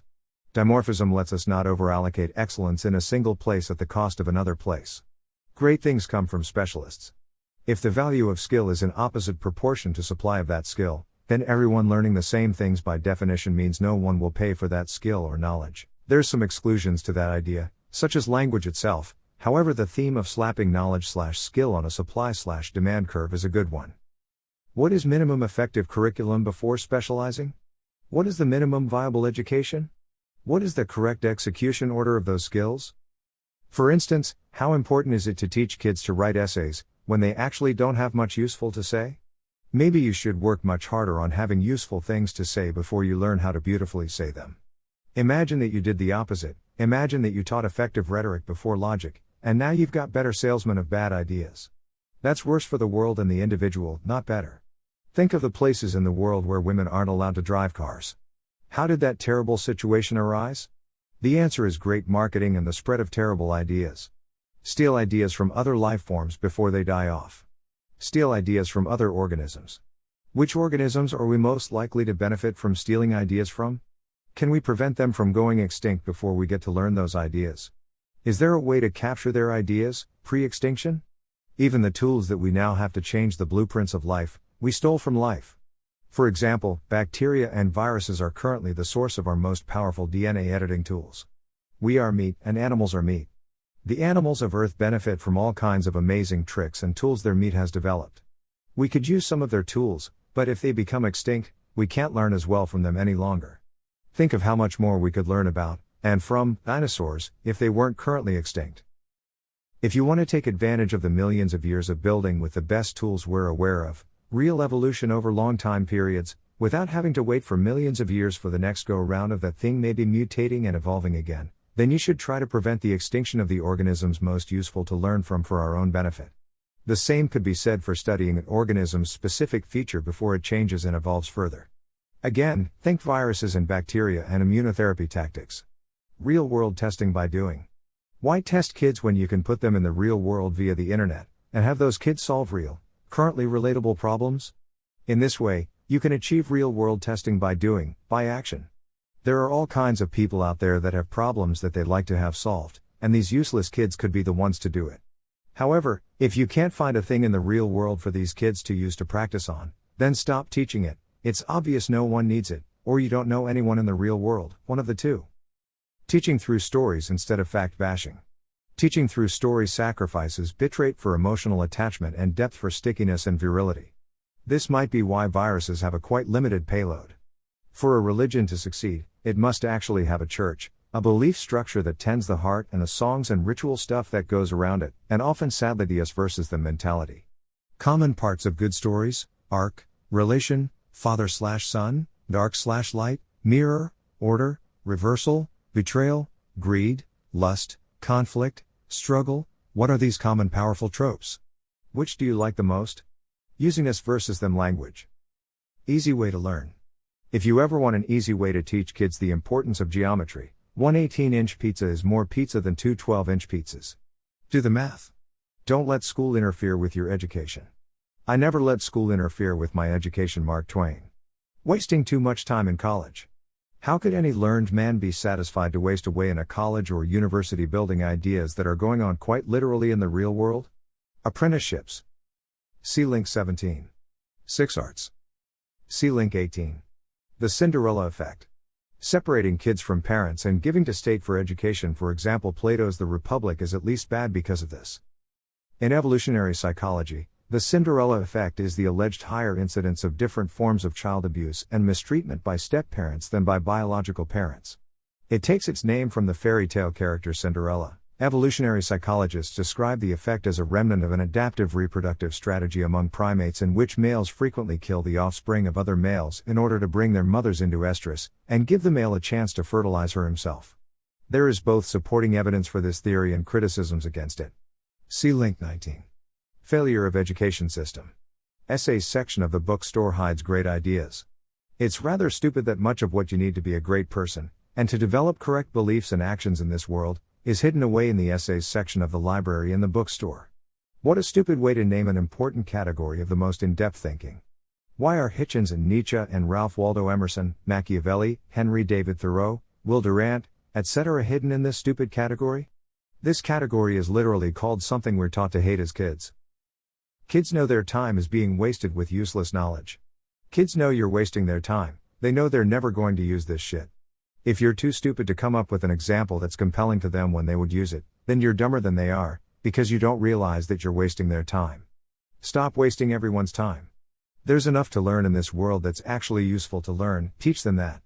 If you have an hour of math, an hour of history, an hour of home ed, where's your hour of motivation? Where's your hour of visualizing the future? Where's your hour of finding something to care about? Where's your hour of planning and dreaming something that spices you up? Where's your hour of the amplifier and multiplier? Find the only weak link in the chain that will make any of those other 6 or 7 hours of school worthwhile. Teaching people things they will never use or teaching people things that they could use if they cared, is only as useful as the caring. No caring, no using. You need to be amplifying the strong part of the chain, not the weak part. A chain is only as strong as its weakest link. We have a motivation problem and they don't teach that in schools. We do not have a knowledge problem. We do not have an education problem. We have a desire, and will, and motivation, and discipline problem. These ideas needs to become a class of their own, they need to have a curriculum and they need to be taught. People need to get degrees in these areas instead of liberal arts. You should be able to meet someone not having to go through some esoteric business training class, and not having to go through some religious experience. Liberal arts degrees and the education system. Everyone gets these liberal arts degrees and goes to a liberal arts college, and no one knows what liberal arts means. Some claim to know because they went to college for a while, and they were surrounded by other people that went to colleges. Yet some may end up determining that it was like applying butter to a piece of bread. You liberally apply butter to bread because it tastes good. It turns out that in reality, in the liberal arts, the word liberal means free. They made it a long time ago, say 2,300 to 2,400 years ago, around 300 to 400 BC. People decided that the trades, such as building and farming and commerce, such as shopkeeping and things like that, were for idiots. Those skill sets were the lowest things you could learn. It was also decided that a person with freedom should learn 7 awesome things. Then they categorized those 7 awesome things into a set of 3 and a set of 4. The set of 3, the trivium, from the Latin for where 3 roads meet, which is also the root of the word trivialize, which means that which is in, or belongs to, the crossroads or public streets, hence, that may be found everywhere, common, from which comes the recent word trivia. They didn't even like these 3 things. You might understand it as reading, writing, and arithmetic. They understood it as grammar, which is getting data in, logic, manipulating the data, and rhetoric, speaking the data and getting the data back out. They didn't even look up to that badass idea of input processing output system. They didn't even like that. That was where you started, and where you were to end up was the 4 things that they actually liked. In the medieval European university, the 7 liberal arts were grammar, rhetoric, and logic, the trivium and geometry, arithmetic, music, and astronomy, the quadrivium. These next 4, once learned, you'll have a complete understanding of what the liberal arts are. Notice that they're not building, they're not engineering, they're not business, they're not medicine, they're not the things that are the most useful things in the whole world, even though some think that they're the most important. Multiple choice tests should be destroyed, no more accidental success. Our education system was designed 1,000 years ago. The entire education system was designed around a system that was beneficial 1,000 years ago. The world that we live in today is not very like the world that we lived in then. Business, medicine, and the things that people look down upon now, those are the important things. The things that they thought were important, like philosophy, we've kind of got most of that stuff figured out. We don't need more people in that area. If you don't think that we've made diminishing returns in the philosophy area, there's 200,000 people a day dying right now. What percentage of those people are dying from lack of philosophy? They're dying because their bodies are falling apart. That's 200,000 people a day, and one day soon, you will be one of those people. If you don't want to be a rotting piece of meat, a walking corpse with a short lifespan, less than a blink of an eye geologically, then you should be focused on shit that gets you to stick around a little bit longer. If you find yourself following the suggestions of thousands of years old, dead people, who optimized for a world that they lived in, that is not very like the world that you live in, you are wasting your time. If you're taking liberal arts and you don't understand that the choices, the false choices, the artificially restricted choices that you get to choose from in regards to your curriculum exist because some wrong person has decided that music and philosophy are anywhere near as important as engineering and medicine, then you're making the wrong choice. Here are the points to summarize. We understand what the liberal arts are. It's a judgment call. It's an artificial restriction of your choices where you think you're getting a wide, balanced, well-rounded education, when in reality you're being crippled. You are being taught the least valuable information that you can learn. You are learning things that are the very opposite of useful when it comes to matters of most importance. The education bubble. We've had all types of bubbles in this world. We've had bubbles in housing, we've had bubbles in stock markets, and now there's a bubble in the education system. And bubbles, unfortunately, human beings psychologically don't react well to them. We're okay with increases in pay, we're okay with increases in quality of life, but we're dissatisfied with decreases in pay and decreases in quality of life. It's called the Keynesian ratcheting effect in economics. Just like a ratchet, turns easily one way, doesn't turn so easily the other way.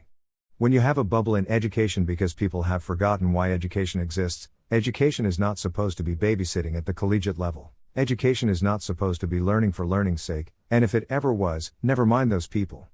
That was a bad decision, a bad design. There's a better way to live, more important shit to learn. You should believe in utility. You should believe in survival. This is what liberal arts and much of what the education that exists in this world is. It's learning the names of things and learning that they exist, and never deriving useful value, or getting any type of actual benefit. Learning to learn, for learning's sake, so that you can say you did, and take a regurgitated test where you vomit facts back on the paper the same way that you learned them in the first place. Then you rapidly forget those facts because you never use it again in the real world. Nothing could be worse. What could be worse than convincing someone that to be a good person in a society, and to be useful in a society, they need to learn things that don't matter and understand them in a way that's not useful, only to forget them again shortly thereafter?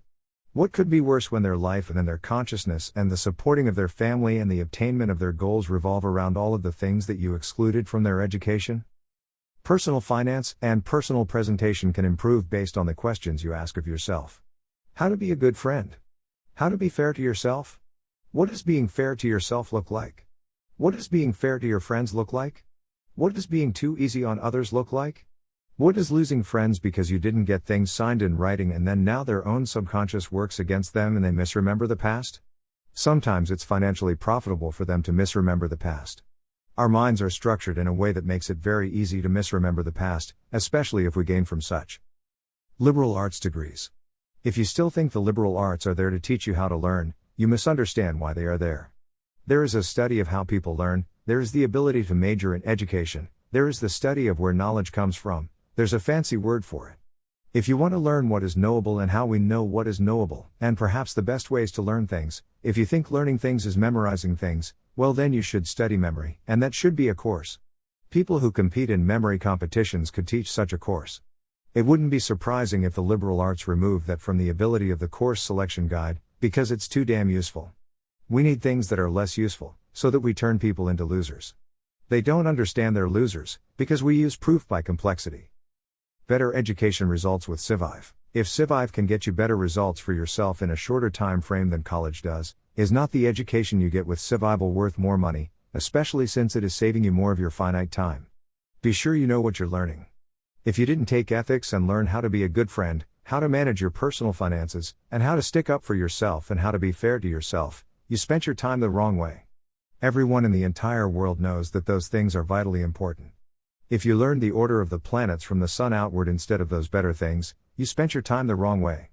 You are less effective and less of a good person and a less powerful being now because you deprived yourself. Maybe by accident, maybe through ignorance, you didn't know you could learn those better things. If you think liberal arts teach you how to learn, that's called epistemology, and you can go into that in education, and the study of learning is a thing. When they're teaching you music, they're not teaching you how to learn. When they're teaching you writing, they're not teaching you how to use your memory, they're different things. Don't fall for the hype, don't fall for the bullshit. If you want to create super learners, you had best believe that the topics you study won't look anything like the curriculums that are out there now. Seek a wide-ranging education. We've gone far and wide. In summary, if you think the liberal arts are giving you a clear, unbiased option of learning from all the things that are learnable, you are widely far from the mark. In colleges, you get to choose from a course list.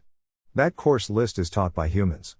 Those humans teach what they feel they're capable of teaching, and oftentimes with a hell of a lot of guidelines. You could not find a more restrictive, less choice-based, less varied, less structured way to learn a thing on the whole planet. It's the most organized, the least adventurous, and the least varied. There's the least number of options available to you. That's the opposite of a wide-ranging education. A wide-ranging education would be you opening an encyclopedia or an atlas and you pointing to a page, and that's what you're learning. There you go. You have all the things available to you. Having available to you to learn all the things, that's actually a wide-ranging education. That's actually how you might find a passion that other people have and that you can profit from. That's how you can find an excellence, by diving deeper into an area than other people have. Chronological education, first one fact, then the next. The education system revolves around you not getting to learn a new thing until you learn the last thing, in which case, if you didn't completely grasp the last thing, you don't get to learn the next thing. They keep you in that class again and again and again, and then and only then, when they think you'll benefit from a harder class that builds upon the lessons learned, do you earn the opportunity to learn that new thing. If all the knowledge is free, then why would you pay for an education? If the knowledge is free, what are you paying for? To waste your time and your money listening to regurgitated facts and methods that you could discover on your own had you found the motivation to do so. How do you tell who is smart? Teaching people knowledge they can use. If you want people to actually learn, know that there are things that the student never uses, and avoid those things while conducting the lesson. Instead, you can make a simple study guide that you expect them to finish, which you can charge for, that they can actually use. So if you are taught to go on Alibaba, buy something you like, stock it at home, sell it, you'll get rich. That's one thing. You'll learn that setting up an account at Alibaba is the first step. Then you need to understand how to log in, find the best sellers. Next, you're going and looking in the retail market, you're seeing what price they sell for, discovering that there's enough profit. Next, you're going to place an order and you need to have it shipped the most effective way to your house. Then you're going to put an ad out. It's going to have your phone number and you're actually going to answer it. Walking you through the steps and actually getting you to do them and holding you to a higher standard is more valuable to you than just knowing a thing exists. Knowing that sales exist is nothing compared to being able to sell. Knowing that dancing exists is nothing compared to being able to dance. Posting premium content on the web about a thing that can be done well, and displaying some ways to do it may or not may be enough. Getting students into your paid program where, because they've paid, they'll actually follow through the steps with more intent. It wouldn't take long to discover that if people don't pay, they don't follow through, because they're less invested in the idea from the start. Look at the completion rate for massive online courses versus normal courses. It's like 4 times higher for a normal course. Why? Because people paid for it, they see loss, they feel sense of loss, and so if you're in the education business, you should have paid content. You should have free content. You probably should even consider changing the price of your content occasionally, like drug companies do based on who's buying it. They charge you money to do it, they take all of your time to do it, and it was all based on a judgment call made up many thousands of years ago as to why these ephemeral, hard to iterate on, hard to get feedback on, way of learning and teaching lessons. When this dynamic was created long ago, individuals and groups found it hard to even choose one way of living over another way of living, let alone teaching how to do so. We know one way of building beats the shit out of another one, because we can measure it.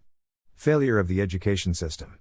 Isn't it a little odd that business professionals pay thousands of dollars to go to boot camps to learn could be easily taught in school?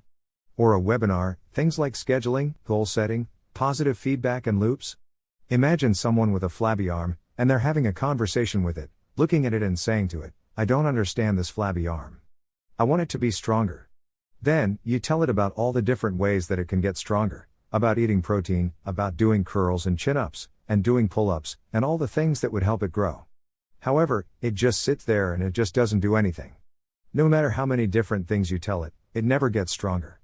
And that, you see, is the reason that education doesn't work properly. We don't need more people to be told things. We need the people to do things. Value the meaning of words. Stop diminishing the meaning of the word survivor. It's not particularly accurate when they call everyone a survivor, such as a divorce survivor. Is divorce usually fatal? What's the point of the word survivor, if you didn't avoid being killed? Using the word survivor here is over-sensationalizing the point. Should there perhaps exist a new word for a person who has avoided being divorced, as survivors have avoided being killed?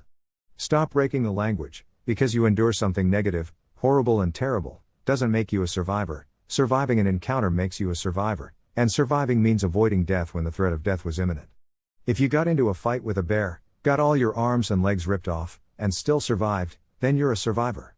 Notice, you still lose the fight pretty bad, however, even in losing, you are a survivor, because you didn't die, despite the bear's ability to easily kill you. If there was no threat of death, it's the wrong word. Go make a new word for enduring and living with events that are unfortunate. Don't steal the word survivor from the countless people that actually avoided potentially life-ending circumstances. It's supposed to be a badge of honor, not a badge of sadness. Cancer survivor is a term that's accurate. Survivor of the stock market crash is the wrong use of the word. Process. Creativity. Stop listening so that you may speak. If you spend all your time absorbing music which other people created, reading books which other people created, watching movies which other people created, watching other people have fun, listening to other people's jokes, it is very hard to be producing when you're absorbing.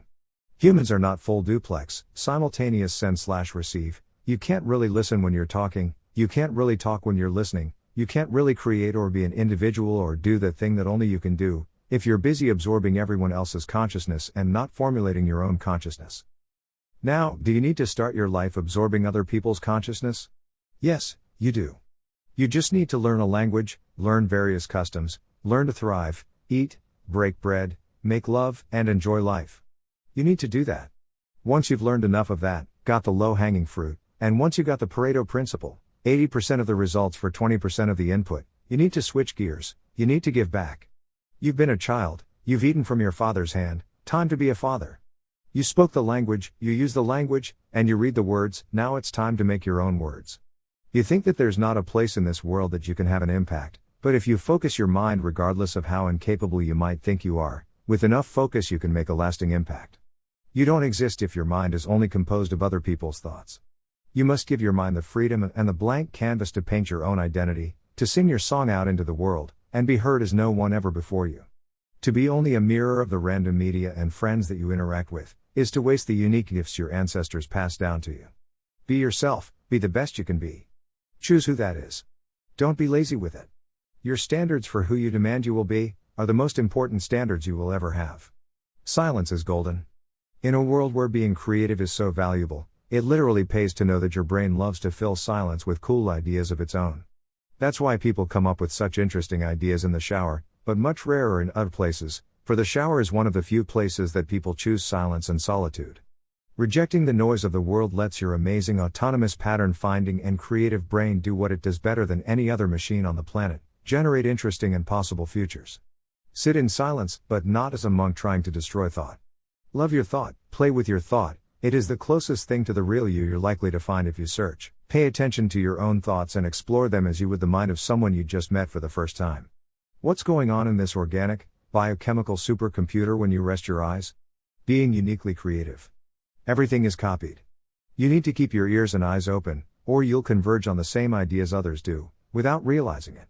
For example, a lot of comedians try not to watch other comedy, because they think that somehow it's going to prevent them from accidentally plagiarizing other people's jokes. What they don't understand is that they'll just accidentally do them a different way. They'll accidentally do them by having a global consciousness affect them and execute the same joke through their mind, through a third party instead of directly from watching the comedy show, and forgetting that they remembered it. The moral of the story there is, we have the same error in our own experiences where we are trying to avoid polluting our brains with other content. Everything is copied. Harnessing your natural processing power. Why set theory works. Your brain is great at knowing where things are in relationship to other things, because it is really useful for getting around in the world, and because of that, you will find that taking ideas and putting them into groups and sets in your mind, allows you to harness your positional and navigational-based intelligence and harness it towards ideas that don't really have real places in the real world, or even physical forms that you can touch or interact with. That is part of the reason that set theory and Venn diagrams allow you to understand complex ideas so much easier, because they act as a convolution layer that takes their non-physical form and covers it in your mind into a physical representation so you can work with it. This is kind of like how when video cards were first released, and it was discovered they could solve certain problems faster than CPUs, and that you could take your problem and make it look like the things that graphics cards were good at working with, and then you could harness that power. This is similar to how when you construct or inspect a building, you take its measurements and turn them into numbers that calculators and equations are good at working on. You couldn't very well take your 2x4 piece of lumber and insert it directly into the calculator to perform calculations on. The calculator would break and your teacher would get pretty angry at you. So you create an abstraction and turn the piece of wood you want to work on into a middle layer of numbers that you can then harness the processing power of the calculator with. Then when you've got the numbers that you need, you can export the data out of the number layer back into the wood layer of the real world again, and perhaps build a house. Sleep. Sleep thought might be better than awake thought. There is a chance that you learn more and think about better things when you're sleeping than when you're awake. It's basically a time when your mind truly gets to decide what it shall focus on. If you never slept, then much more of your focus would be controlled by the media, your habits, etc. Perhaps all the crazy situations and scenarios you dream about are actually more important to your survival and growth than much of what you might be normally thinking about during the day, even though you have more control over your thoughts while awake. Perhaps loss of that control is the key. Focus. What not to focus on? Working on the unique versus improving/marketing the already known. Unique useful data is the most valuable to the world. Non-unique data is usually more actionable to you. Ideas are only as useful as people are aware of them. The global awareness of an idea is probabilistic, marketing-based, trend-based. If you find a great idea that's undermarketed, or misunderstood, fix it. If you see an idea that needs to be created, create it. Creating new ideas or testing and proving others is more useful globally and throughout time than creating yet another copy of the same ideas already out there. This assumes that the old ideas already have good distribution networks by having allowed them to spread effectively and have their value judged by peers. Should you build new ideas or spread good but undermarketed ones? Build or spread, or build then spread? Counting from zero. Counting from zero seems stupid, until you try to figure out which is the best time to get pregnant to have your child's birthday match the same as your own. Let's say you are born on October 1st. Kids take 9 months from conception to birth. So 9 months after the year starts would be the 9th month, right? September is the right month, right? So you should get pregnant January 1st. Oh, but wait, it takes 9 full months. 9 full months after January comes October. The end of September begins the 9th month, which has number 10. Now you know why programmers count from zero. This could also be described by, instead of counting from zero, saying 9 complete months or the end of 9 months, starting the 10th, also makes it intuitive. This seems similar to the fence post error where you need n+1 because you must end after the end of the fence segment. Intelligence. General intelligence. The folly of measuring intelligence. First, intelligence isn't knowledge. Measuring intelligence is a little misleading and stupid. Here is an example. Most people don't know the difference between intelligence and knowledge, so we can throw either word around the common misunderstanding by never using the word intelligence as the scientists do. This is the same problem with the language that is used oddly and specifically in the social science in regards to humans having no instincts, whereas the common man will tell you we definitely do, such as the fear of heights, or the survival instinct, fight or flight response, all kinds of stuff. However, they don't call those things instincts the same way that researchers don't want knowledge to be called intelligence. Natural IQ selection. If you think tall parents tend to have tall kids, and short parents short kids, then probably black parents black kids. If there's so much heredity going on, and we're all pretty heavily influenced by our ancestors, and our ancestors were individually differently stupid or smart from each other, then why would it be so hard to believe that the same mechanism that changed your color and your language also changed your IQ or reaction time, or even habitual tendencies? There is no goddamn equality, please stop dreaming.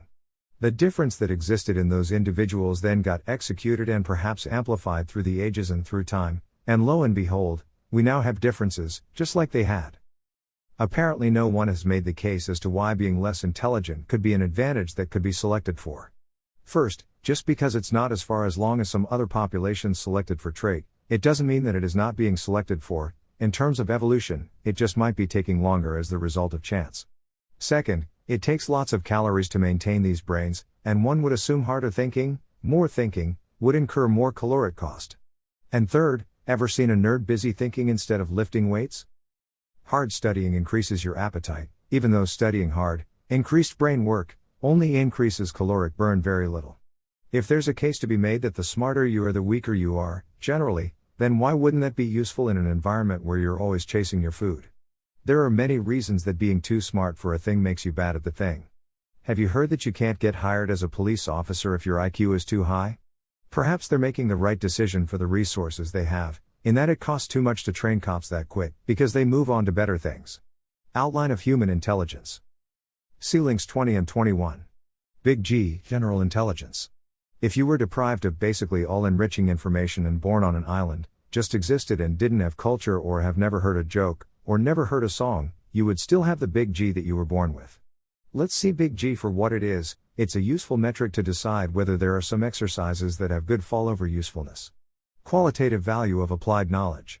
Doing the right stuff first. If you're the smart guy that's done all the right stuff first, you can make gold out of other people's mishaps, whereas if you're the one lacking, you can't make shit out of other people's greatness. There is an uncanny effectiveness of children brought up with a focused goal. Tiger Woods, Polar Sisters Magnus. The question that you should have for yourself is what's a word? What's a description that exists or should be invented that describes a person that gets the benefits from excellence of knowledge and action, and doesn't live without the great benefits of excellent knowledge and action applied in the real world?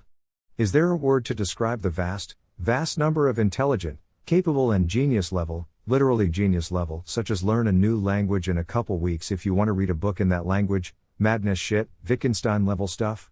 It's funny, the number of these geniuses that are Jewish. He was Jewish, by the way, like 3/4 Jewish. It seems to be a lot easier to be a super genius if you're Jewish in this world. What's the word for people that know a great thing, but don't do it? Is it hypocrite? Perhaps it fits. A hypocrite will say that people should do a thing, but they exclude themselves from the set that they call people, or make up a fancy excuse for why they don't need to. Maybe calling those people hypocrites is the answer. On second thought, it doesn't seem artful enough. There's a difference between quality of belief and quality of intellect, and the ability to synthesize ideas with a person. Two people could be in the same place, or achieve the same solution but arrive there by totally different mechanisms. One person may stumble into a local bar, because limited motivation, or available options, determined this was the best bar available, whereas someone else is there because they searched TripAdvisor and read that it was the most delicious place in the world. In this scenario, two patrons arrive at the same place at the same time, but through drastically different methods. One person found this place due to the end result of a hunt for excellence, while the other patron was there because they had no other options. A lot of ideas and behaviors in this world are arrived at by similarly opposing methods. Some people arrive at a belief through ignorance and some through complete knowledge. If you think that both of those people are equally qualified to speak on issues because they chose the same action, well, then you're in for a rude awakening. This is because 1, through complete knowledge one has a lot of new options, things you can learn. As for the person that arrived there through ignorance or was forced there, well, you can't really build anything new with that guy. The learning of order of operations is really important for being effective. Some math you can't do in a randomized order. In other words, some equations are not commutative. The same is true for martial arts. If you learn all the fake ones before the real ones, you're basically starting from scratch, but if you learn the real ones and then observe the fake ones, then you basically kind of just adopt what's useful and ignore what's impractical. It's kind of the same with critical thinking. If you take a person that's a great critical thinker, and you put them in an environment of stupidity and falsehood, although there may still be a few good ideas there, he's more qualified to pick out the good ideas and ignore the crap. Therefore, if you're a smart, critical thinking guy, you could probably derive benefit from reading lots of things that are terrible, things which may cripple or poison a weaker mind. It's like the ability to be an omnivore and digest the things that are useful while remaining immune to the things that are harmful. It's really an order of operations issue. If you get the wrong books first, you cripple yourself and get the worst things, the wrong things, out of the subsequent books. If you instead read the right books first, then it just amplifies your progress, even when reading subpar book later on. That's why the rich get richer, the smart get smarter, and the divergence grows. Mere awareness is not a skill. Similar to all other skills in the world, just because you know there is a way to do a thing better, doesn't mean that you can do the thing better. Skill comes with correct knowledge put to use and practiced over time. What use is there knowing a tool exists and even owning it, if you never get the inspiration that it's now the right time for that tool? Wisdom. Common wisdom is only so among those who are unwise. What most people think is common wisdom is surely not, and may be the definition of the fallacy of proof by popularity. You only get wisdom if everyone is guessing independently. If everyone can see everyone else's guesses along the way, it's worse, not better. This is because it's easier to determine that something is right, even if it truly is not right, when other people concur. There is more wisdom in small crowds and more ignorance in larger mobs. True wisdom is when one's intelligence has been applied to a body of knowledge over a long enough time, forcing one's own independent derivative, and is in congruence enough with the underlying situation of the world that you have a very strong mental boat, high sailing effectively downriver. The wise person is usually kinda loner and not that powerful, but just knows or can predict what is likely to happen if you do a certain thing. The wisdom of crowds and ignorance of mobs. You only get wisdom if everyone is guessing independently. If everyone can see everyone else's guesses, it's worse, not better. What is wisdom? Wisdom is when your intelligence has been applied to a body of knowledge over a long enough time, and is in congruence enough with the underlying situation of the world that you have a very strong boat floating, high sailing the right way downriver. What most people think is common wisdom is surely not, and may be the definition of the fallacy of proof by popularity.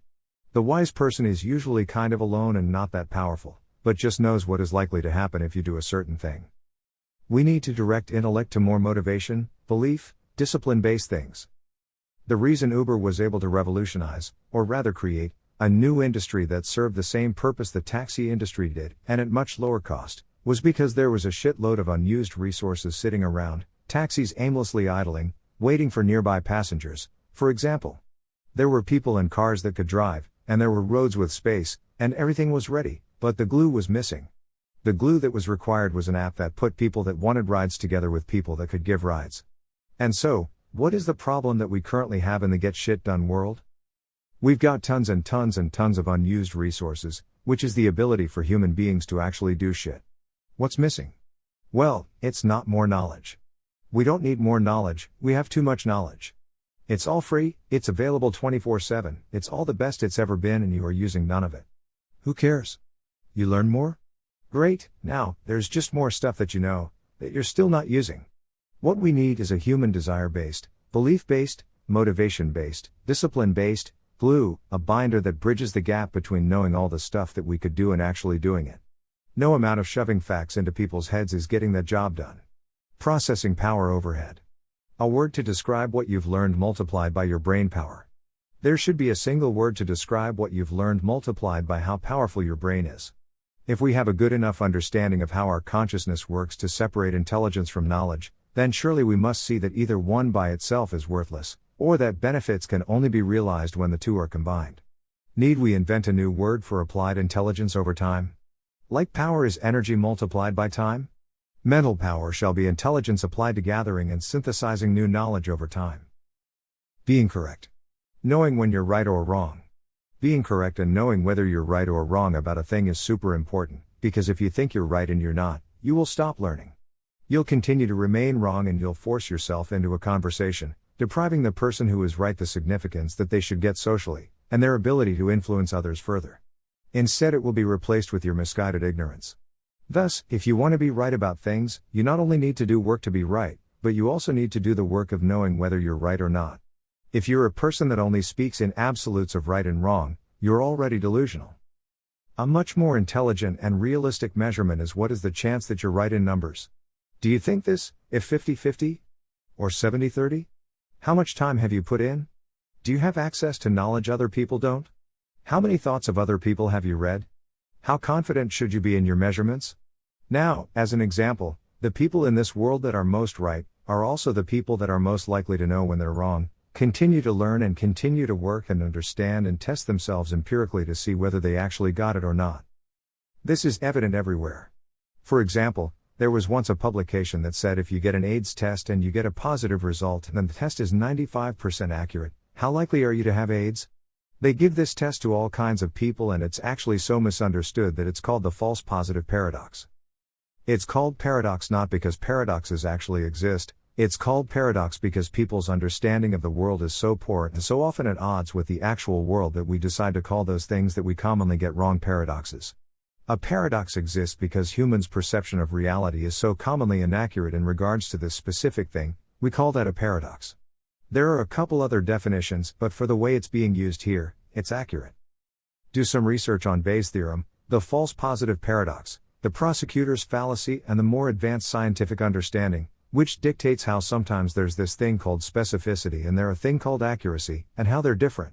Accuracy is a probability on how likely it is to give you the knowledge that a thing is there when it's actually there.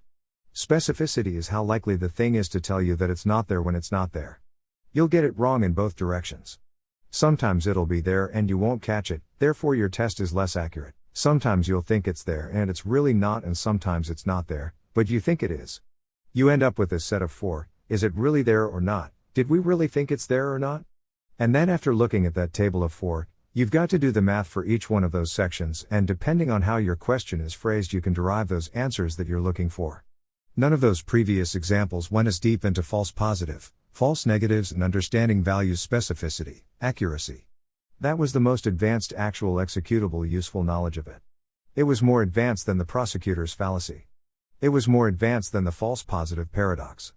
It was what SciVive found to be the most useful World War application of the knowledge that can from an in-depth understanding of Bayes' theorem. If you just see Bayes' theorem sitting there on a piece of paper, good luck deriving meaning out of that shit. You have to know what the abbreviations mean. And in Wikipedia, the abbreviations aren't well defined, and yet you have to find out what those variables, what those Greek letters actually mean. Knowledge that makes you less certain. Survivalists don't like interesting knowledge that makes you less certain. You should inherently love the feeling of progress and excellence, and that only comes with certainty. If you don't know why the right thing is right, you don't really know it's the right thing. If you think you know the best burger in the city, but have only visited 3 places, you don't know the best burger. Smarts are genetic. If mental illness can be inherited, why not mental wellness, or superiority? Schizophrenia has about 80% concordance amongst twins, but it was once thought to be bad parenting. Kinetic ability versus potential ability. Should reduce the fear/hatred of differences in IQ. People overestimate the value of intelligence in comparison to motivation, delayed gratification. How many people do you living up to their potential? Is it because they don't know what to do, or because they won't do what they should? If the difference in results is traction, not horsepower, then don't worry so much about someone's larger or smaller motor. Cascading advantage. People underestimate the value of small changes in some types of intelligence. They cascade. If you learn how to learn faster, or better, it cascades across all the new learning. Imagine a bookshelf versus a stack of books. Some people develop tricks early on that are the shelves. Hit a golf ball a little crooked and see how far off course it ends up once it has traveled a few hundred yards. Different is better. This social programming to search for equality amongst humans ignores the value of evolution, competition, meritocracy, and the resultant emergent fitness and excellence that results. Different, sometimes better, sometimes worse, is a requirement for robustness and progress. Get higher resolution date. Measure mental ability more like physical ability. Look at the detail measured in the NFL Combine, see link 22. Making a good IQ test. When you create an IQ test, you use specific strategies to avoid cultural bias, and measure useful traits, like memory, speed, visualization, rotating objects in one's mind, etc. Why not just declare the results by category? The test maker knew what he was measuring. There's no reason to mush it all together. Max and min IQ for jobs. Few people realize that you can actually be turned down for a job for being too smart. This happens all the time in police forces around the United States. See links 23 and 24. Cool test. See links 25 and 26. IQ isn't linear for usefulness. See link 27. AI. Machine intelligence. An artificial intelligence has an easy time doing things that you require thought for, and a hard time doing things you can do without thinking. Computer languages over human languages? See link 28. Difference between AIs. See illustration 4. Creativity. Humor but not funny. Funny stuff is funny because it doesn't make sense. Creative ideas are new and interesting, but not funny, because they work. They cause you to feel awe and inspiration more than giggles. They're related, but one becomes reality, and the other fantasy. Unless it's a prank, then it's real. The amateur imitates what the master improves. Quote by Richard. Capture all your ideas. Don't get yourself into too much trouble with rabbit holes. If you're smart and fast, you realize that everything is really related to everything else, and that everything can be learned from and applied everywhere else, and that there's an entire world ripe for improvement out there. You come up with basically a million great ideas, and the art is to just get them all captured and sort them later, so that is what you'll learn to do automatically over time, if you practice. Don't be afraid to capture a ton of very rough ideas and adjust them later. Negative space. What's not there? Inductive and deductive logic. You see things, and you say, why? But I dream things that never were, and I say, why not? Misattributed quote by Robert F. Kennedy. Try things that are old somewhere else, but new here. Invent. Trying ideas that work on one thing, on other things. You may sometimes see things and ask, why? But you could instead focus on dreaming up things that never were, and ask yourself, why not? Additionally, you can try reinventing ideas that are old, applied to one field, but are new or untested in other unrelated areas or fields. Try experimenting with things that currently work, and mold them into other new areas or aspects of life. Cross-ventions, if you will, cross-jurisdictions with ideas for undiscovered power. Proof of work and signaling theory. You could have invented proof of work for Bitcoin, or CAPTCHA, completely automated public Turing test to tell computers and humans apart. For websites, you must have a phone number to sign up for a Gmail account, because they are all proofs of work that verify honest communication or identity. These are the same proofs of work that animals use to pretty up their mating area or perform their mating dance or display those cool colors that say, hey, I'm poisonous, so don't eat me. The handicap principle, which says that reliable signals must be costly to the signaler in order to be trusted. This could be used to generate all kinds of anti-spam and useful social inventions, if the effective evolved principle was experimented with to apply at different places in the real world. See link 29. Location, speed, size, combination, color, material, sound, payment plans. Take what works one place and see if it works another place. Globalization is one of the simplest forms of this. If a hot dog stand does well in Chicago, maybe it will work in Shanghai. In that model, you just change the location. Maybe you keep location, but change packaging color instead. Or, maybe you carbonate it, you get the idea. If something works in one area of life, it's very common for it to work in other areas, too.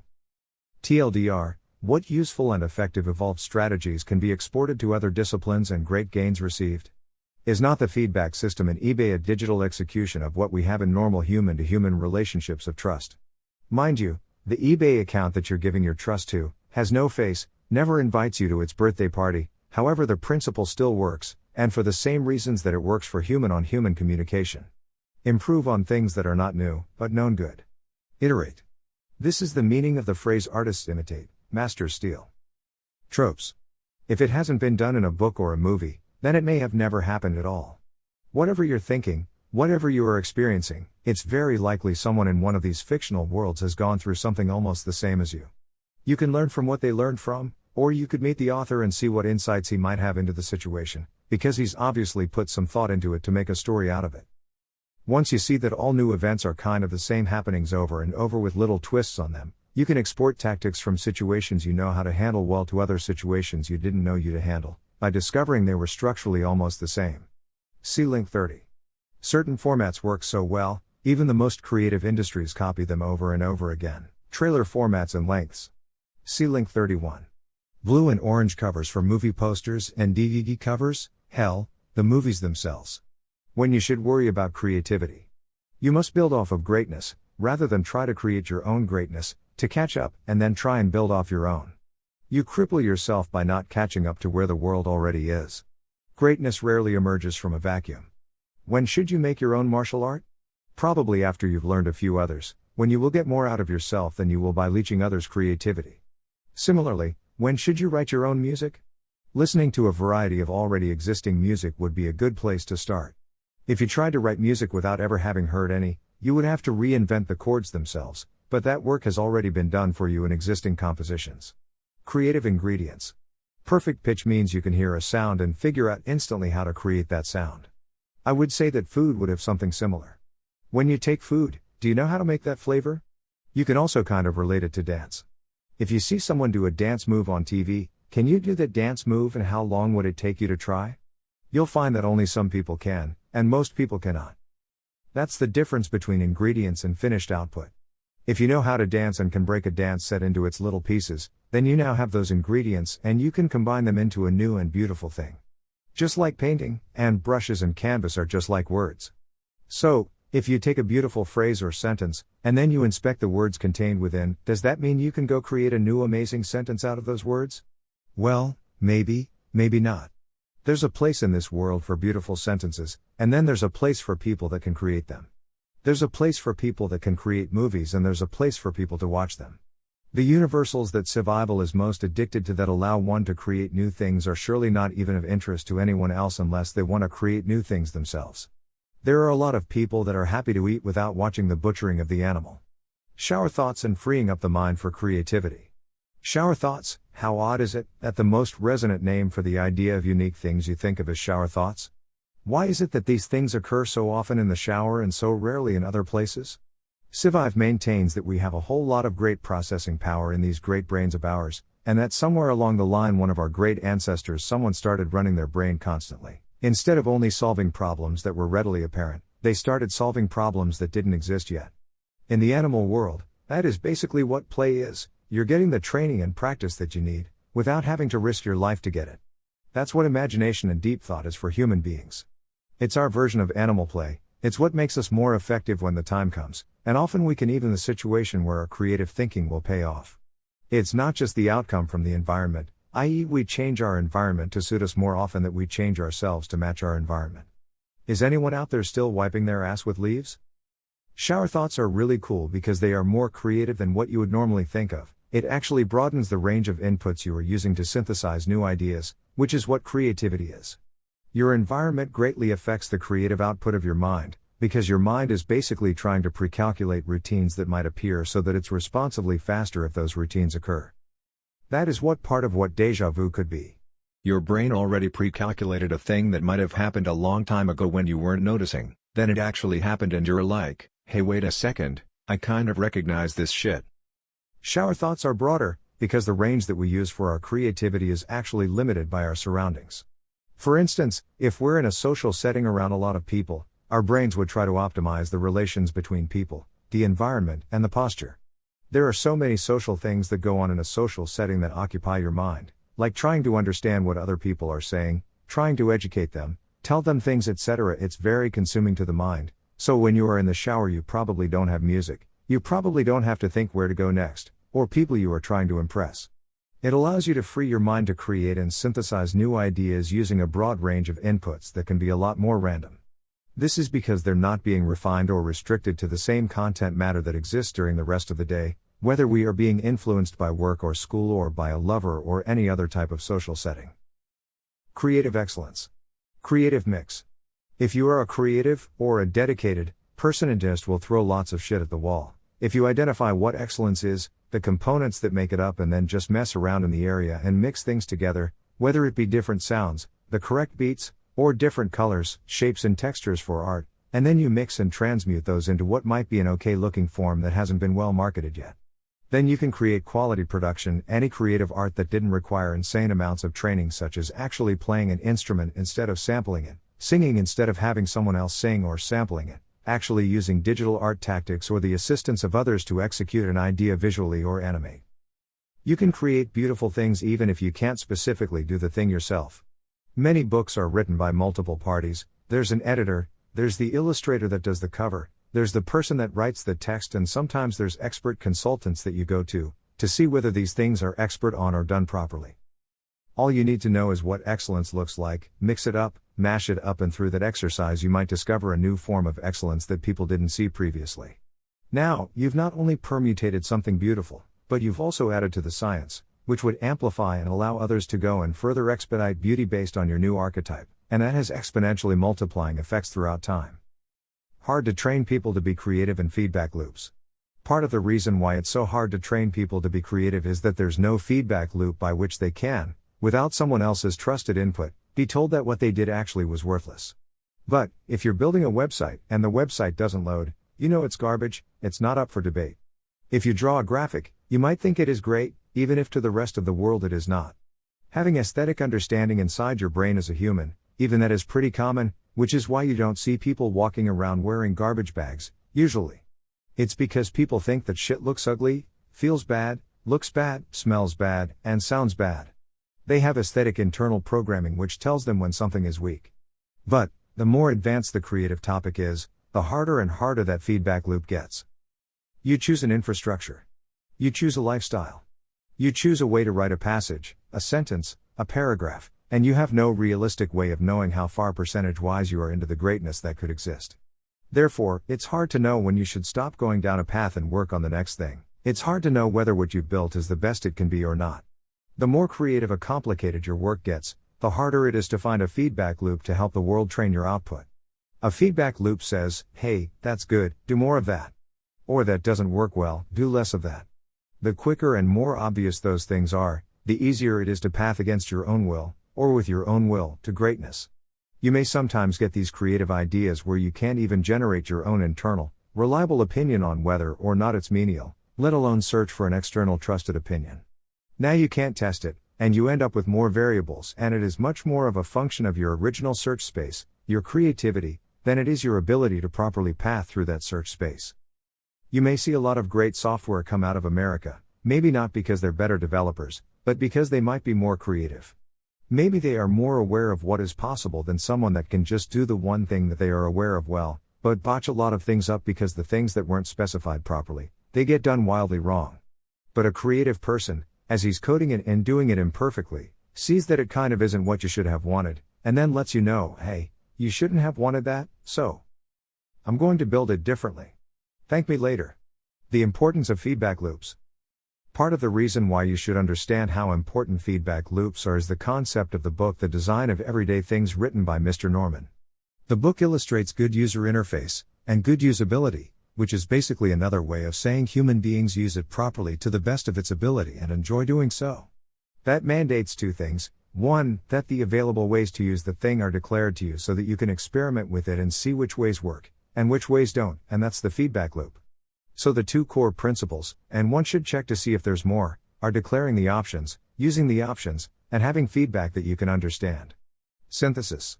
The important part is the synthesis. This is the highest and best application of the human ability and spirit, to create something which has never before existed and is excellent. Synthesis is the mental sex which produces beautiful thought offspring. Trichotomy. A trichotomy is a three-way classificatory division. Some philosophers pursued trichotomies. See link 32. Wavelengths of creativity.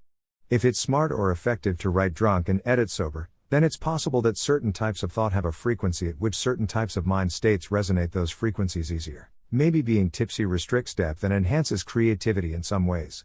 Maybe being on downers affects people in one way, being on hallucinogens does something different, and speed does another thing.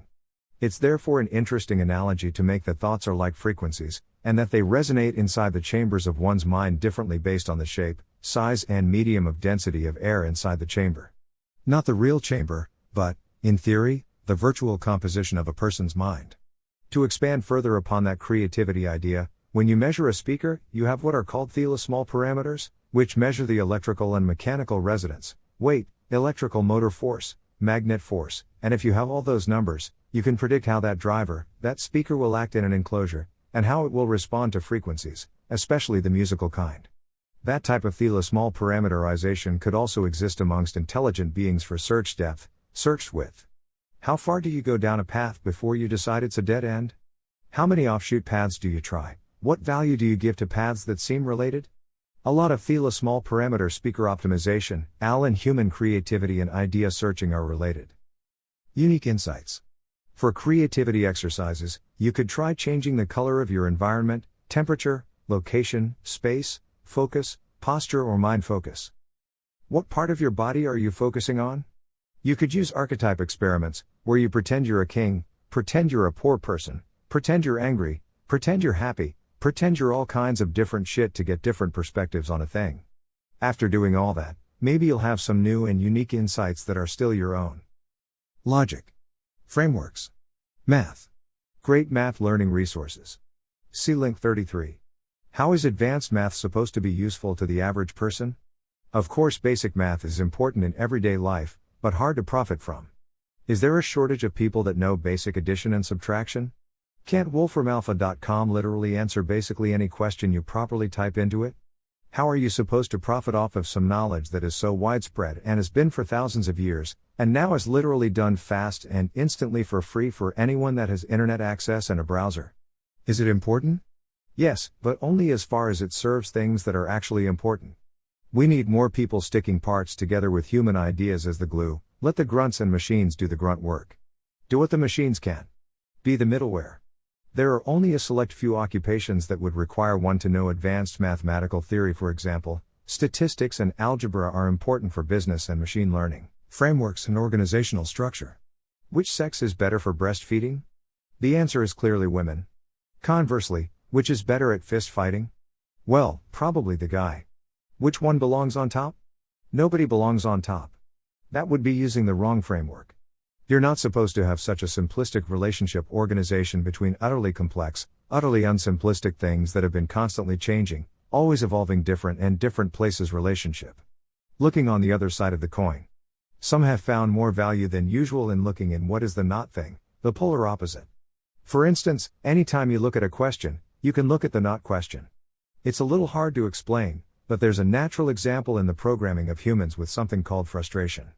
This helps dictate that they halt what they are doing and go do another thing, because otherwise they could just get stuck in a loop and keep trying the thing until they died of hunger, their arms fell off, or whatever other failure mode they hit. The example consisted of several options.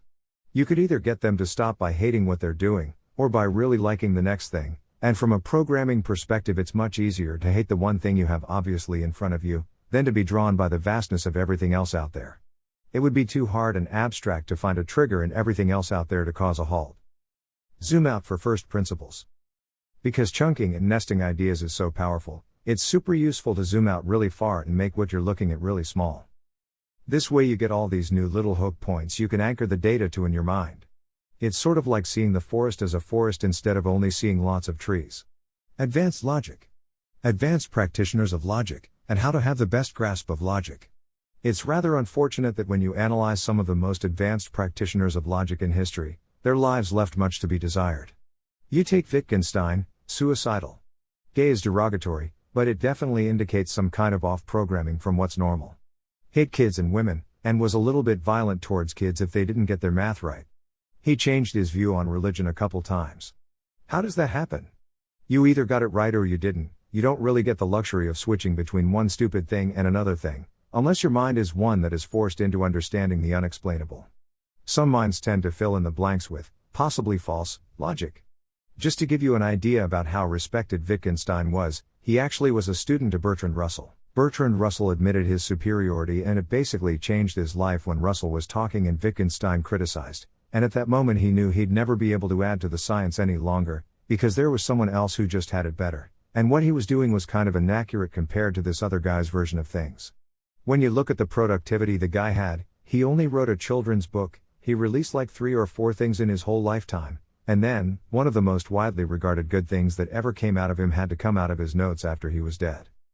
You even see other people, like Schopenhauer, who literally had to come up with a logical framework to describe why he says that aestheticism was great, but then he hoarded shit and was more hedonistic. His excuse, his logic was that to be a philosopher, you need only build ideas, not be the ideas. You can sculpt a beautiful sculpture without being beautiful, and you can be beautiful without being a sculpture.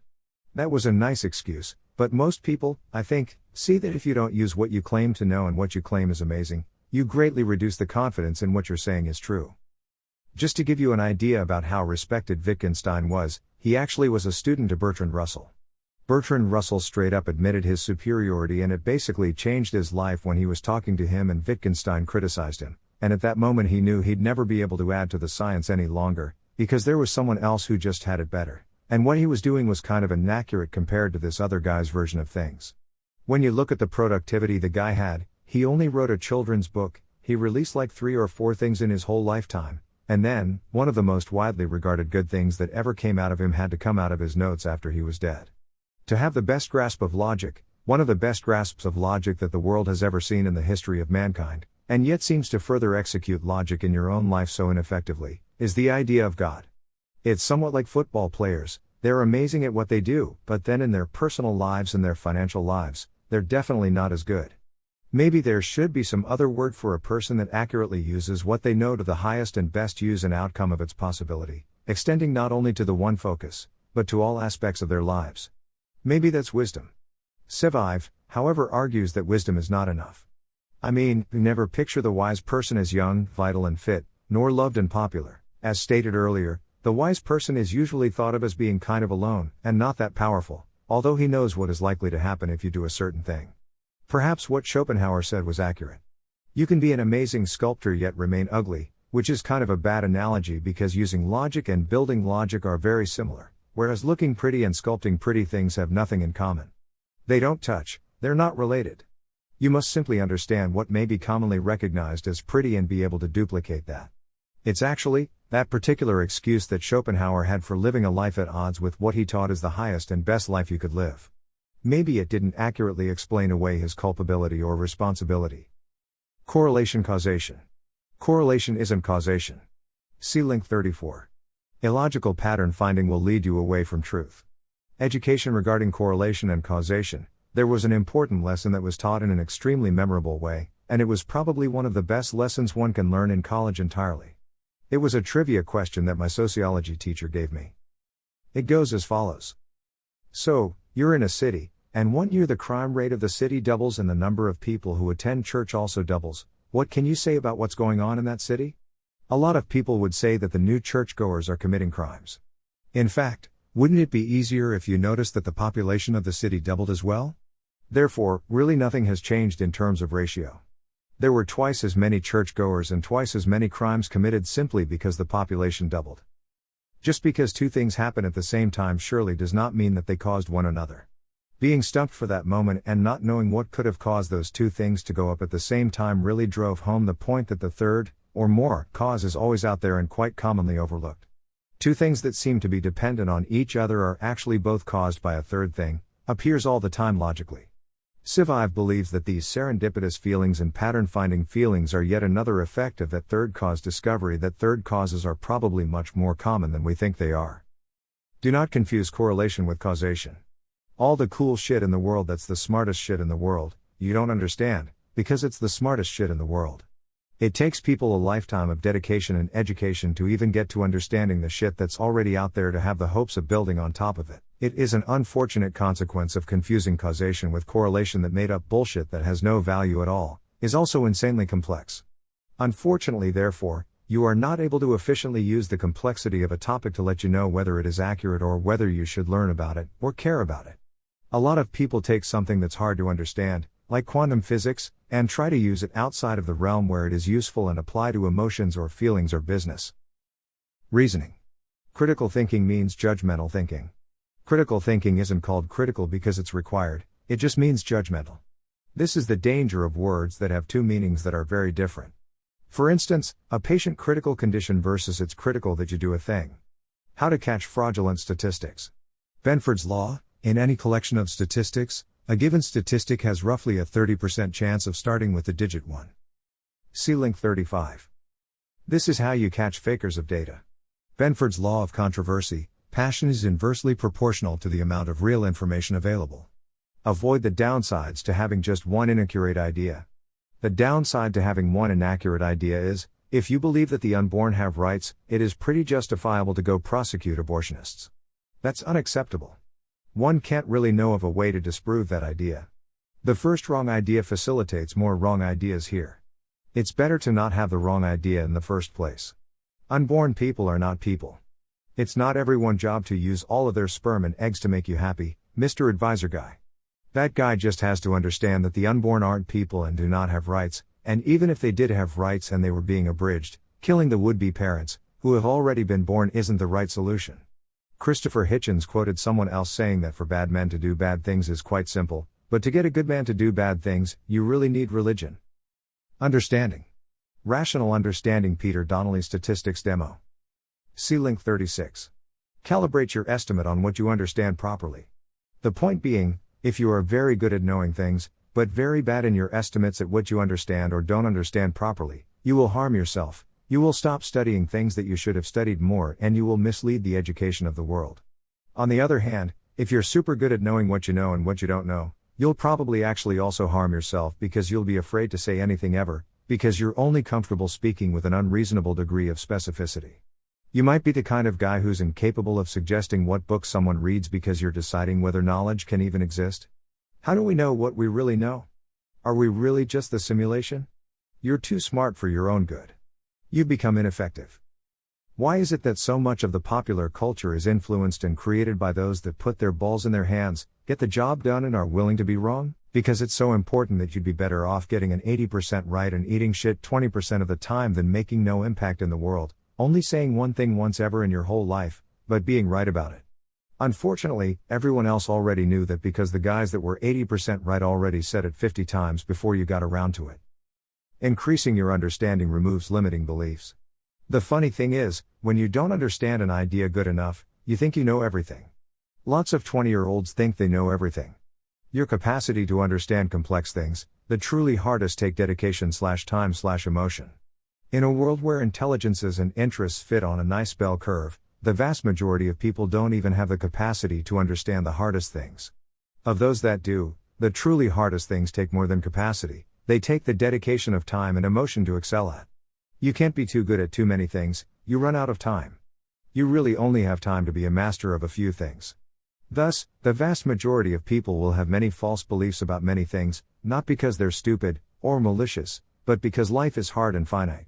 When you have to hand over your decision making to experts, because they're the only ones with a hope of being right, then whether you are correct or not basically comes down to whether you chose to believe the right expert or not.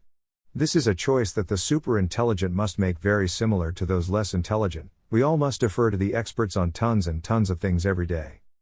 Capture the prerequisites for bigger and better understanding. The ability for someone to understand a great idea is unfortunately tied to their ability to have created the idea on their own.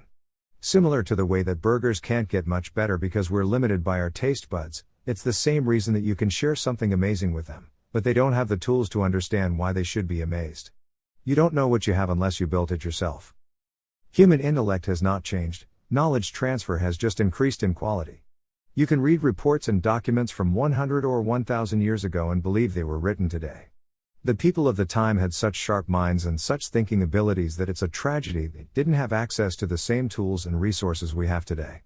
If the biologists are right, the capacity of the human mind hasn't really increased very much at all in the couple of thousand years since English and cities have existed. It's quite a wonder to believe that what separates us from them isn't that we are better people, but that we have stored so much energy and knowledge passed down from generation to generation that the lives we live today are massively better than the lives they lived, and it's not because we are smarter.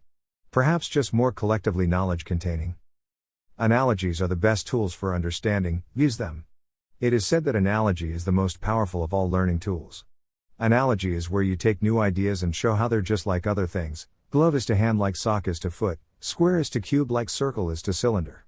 Regardless of all those differences, because you understand the concept of a door, you can really quickly understand and operate all of these, because analogies are awesome. They're all different in ways that don't really matter, and similar in the ways that they need to be for you to kick ass at remembering them. By the way, it's common to see analogies as large components of IQ tests. Therefore, if finding and using analogies is something you can get better at, then you will show a heightened IQ score on many IQ tests. You'll probably be better off with a heightened understanding of the world than yet another test score to brag about, but it's a free bonus to an otherwise already awesome behavior. The power of analogy: the more you understand about the world in one area, the more you understand about the world in all the other areas, as long as you learn how to apply the analogy and as long as you learn how to apply the framework somewhere else. It may not increase what they call in the study of intelligence, your big G, your general intelligence, how well you do on an IQ test, but you can have big G without ever learning a language. You can have big G in intelligence without ever learning how to do anything. Less complicated ways that lead to understanding. If you want to learn how to speed read and speed while retaining much of the info and actually understand it, then you're studying common patterns that you can apply other places to employ the power of analogy. You're using tools that shift the words in front of your eyes so that you don't have to move your eyes in traditional fashion from left to right across the screen. Those things are proven to work. Everything else that you study that attempts to teach you to speed read, they actually just make you think you understand more, but in reality you're smoking through the pages reading a lot faster, not absorbing a lot faster, basically throwing more information in the garbage. However, at the end of throwing all that information in the garbage, you think you know better than you did. Then, they test it. It's been said before and SciVive will say it here now, the world does not need speed reading. The world needs speed understanding, faster, more complete comprehension. Since understanding isn't something that happens better at high speeds, increasing the speed at which we understand things isn't the right solution. Utilizing an inferior method of understanding faster is crap compared to finding a better way of understanding, which is inherently faster, not because you're doing it faster, but because it is a better analogy, a better example, a simpler, less complicated way of understanding a thing. As an example, if you say that the burden of proof lies with the person that makes the outrageous statement, well, that's one way of understanding. That's a good way to understand the world. The simpler thing is more likely to be accurate than the more complex thing, because it involves less moving parts to make it happen.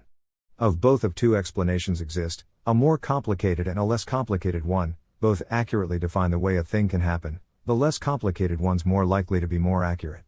Or really, less wrong. Less complications leave room for less error. It's a little bit esoteric, it's a little bit hard to understand. Another guy comes along, Bertrand Russell, and he has a funny little saying called Bertrand's tea kettle. What's that? He says, listen. One could say that between us and the moon, or us and the sun, orbiting, is a tea kettle. And if you can't disprove that, then we'll just have to take my assumption that it exists. It's an example of proof through absurdity. This may not be an exact fit. This is maybe not an exact fit, but you could say it's the power of analogy. When you learn martial arts, there are certain moves where if you miss a couple frames, you're weak from a couple frames. You would only know about how many frames a move costs you if you've studied video games in the fighting genre. When you design such games and you give each character a certain set of moves that he can do, it's like a giant abstraction on top of the game rock paper scissors. This move beats that move, but not this move, and then you've got timing relationships. If you try to charge up one move, then you're weak and vulnerable during this period of time. You can, though, bait someone to try and take advantage of that weakness, and then immediately take another action to counter it. Understand that executing ideas in businesses, or in punches and kicks, take an amount of time to execute. Your opposition, unless you're a perfect negotiator or fighter, can tell through your stance, timing, and what you do with your eyes and where you put your weight, what you might throw. This is because they've seen it before. Whatever decisions you make in life, education, fighting, you're going to have downtime, you're going to be telegraphing your intention to people that are watching. Let's say you're at an auction and want to bid on a couch, and you tell everyone in the room what you're willing to pay. You just kind of screwed yourself on the price. Let's say you want to buy one whole street of real estate to go tear the things down and build a bigger piece of real estate, and you don't hide the fact that you're buying up piece by piece. If people begin to figure out that that's what you're trying to do, they can ask you for a shitload more money than their house would be worth by itself, because their house is now a requirement for you to complete your set that you've already invested so much into. They can charge you double or triple the market value of their house, because you need it more and it's worth the double or triple to you, solely because they were aware of your intention. Try playing Monopoly and purchasing Park Place from another player, when they know you are holding Boardwalk. Visual diagrams for understanding can hurt you. The reasons that the vast majority of things that you learn in school and work with and use in your day-to-day life, you never end up referencing in some cool geometric, like formula or intelligence. If you're watching your macros as a guy that works out, do you actually reference the food pyramid? Never, you have the macros just memorized. If you're doing math, do you ever go back and look at the unit circle to decide how to do your calculus? Pretty much never. These contrivances of people thinking that some triangle or pyramid might add to people's understanding actually tends to hurt people's understanding. Using the wrong visualization screws up our understanding of ideas. Serial pyramid pillars totem pole instead of pyramids. Pyramids indicate volume difference. We are pattern-finding machines, let's make use of it. We create patterns, that's what music is, that's what language is. When a man makes love to a woman and that woman has a beautiful child, that's a new pattern that we created, not totally consciously. Maybe parts of it, but we choose those traits, we chose that time, we chose to give ourselves fully to another person. That's where cool people like us come from. We're built to absorb, process, and create virtual realities that may come true in our head. That's what dreaming is, that's what imagination is, that's what play is. It is us, getting the best real-world practice we can get, without greatly endangering our lives. If you want to have the virtual, being chased by a killer, experience, you need only wait. It happens in a couple of dreams that you'll remember per year. I'm not sure the rate that you get to have your escape the killer style dreams, but they're useful. If ever one day a killer is actually chasing you, you will do slightly better, because you've already pre-calculated some shit that guy might do, and some shit that you might do. We arrive at those paths quicker.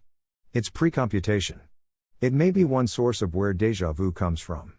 When you experience a déjà vu, you accidentally have something happen in your real life, something that you pre-complied in your sleep or in your free time, or you subconsciously saw in a film or subconsciously imagined happened to somebody else, and then it just brought back that memory of, oh wow, I've seen this before. How religions emerge. If you put a kid on an island, he'll invent his own religion and ritual. If you take a kid, as soon as he's born, you put it and a robot on an island, the robot feeds it until it can handle life on its own, never talks to it, never teaches it anything, that kid is going to find patterns. This is because pattern finding is useful, and those patterns will probably turn into stories.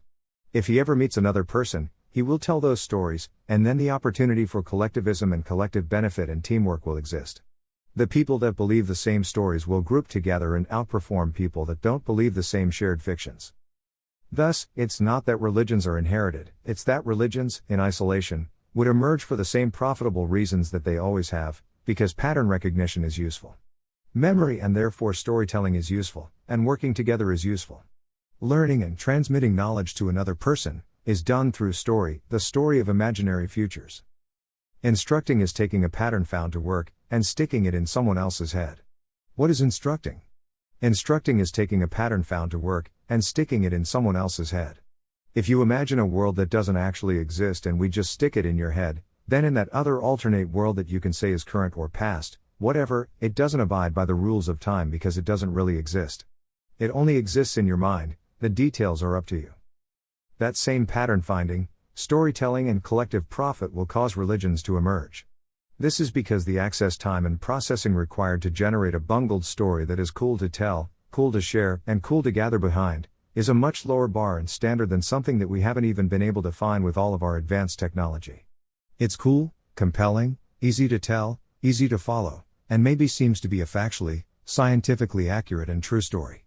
We've got a lot of cool stories everyone believes, they're all wrong and mutually exclusive. Even if by chance, one of them was actually right, all the other ones are still wrong.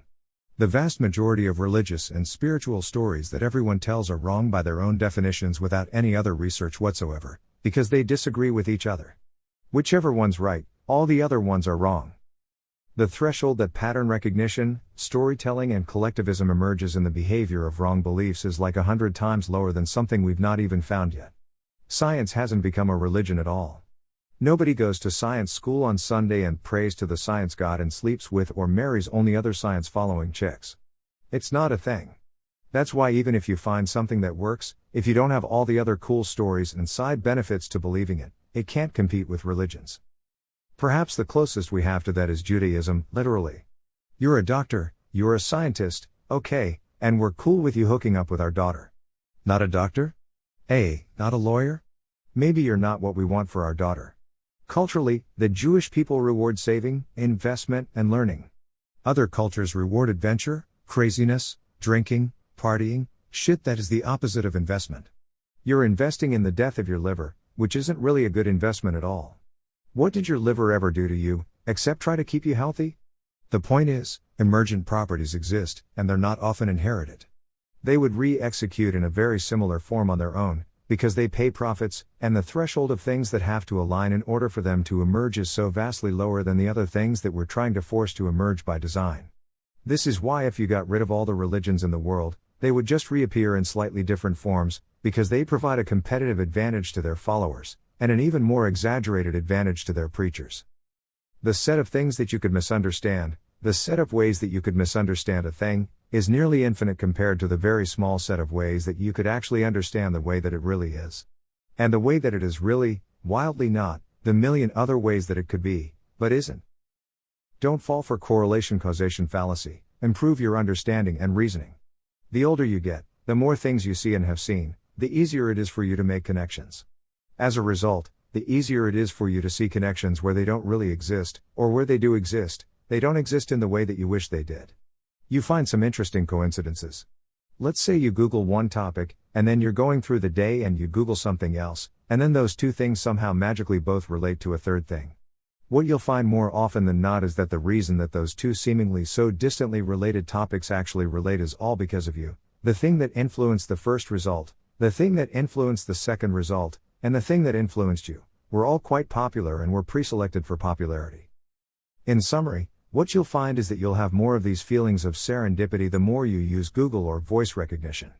A woman once spoke in tongues into her phone and her phone gave her very interesting, accurate results, but she didn't realize that the phone didn't have a choice. The phone was going to give the best guess no matter what, and the best guess is always going to give you good results.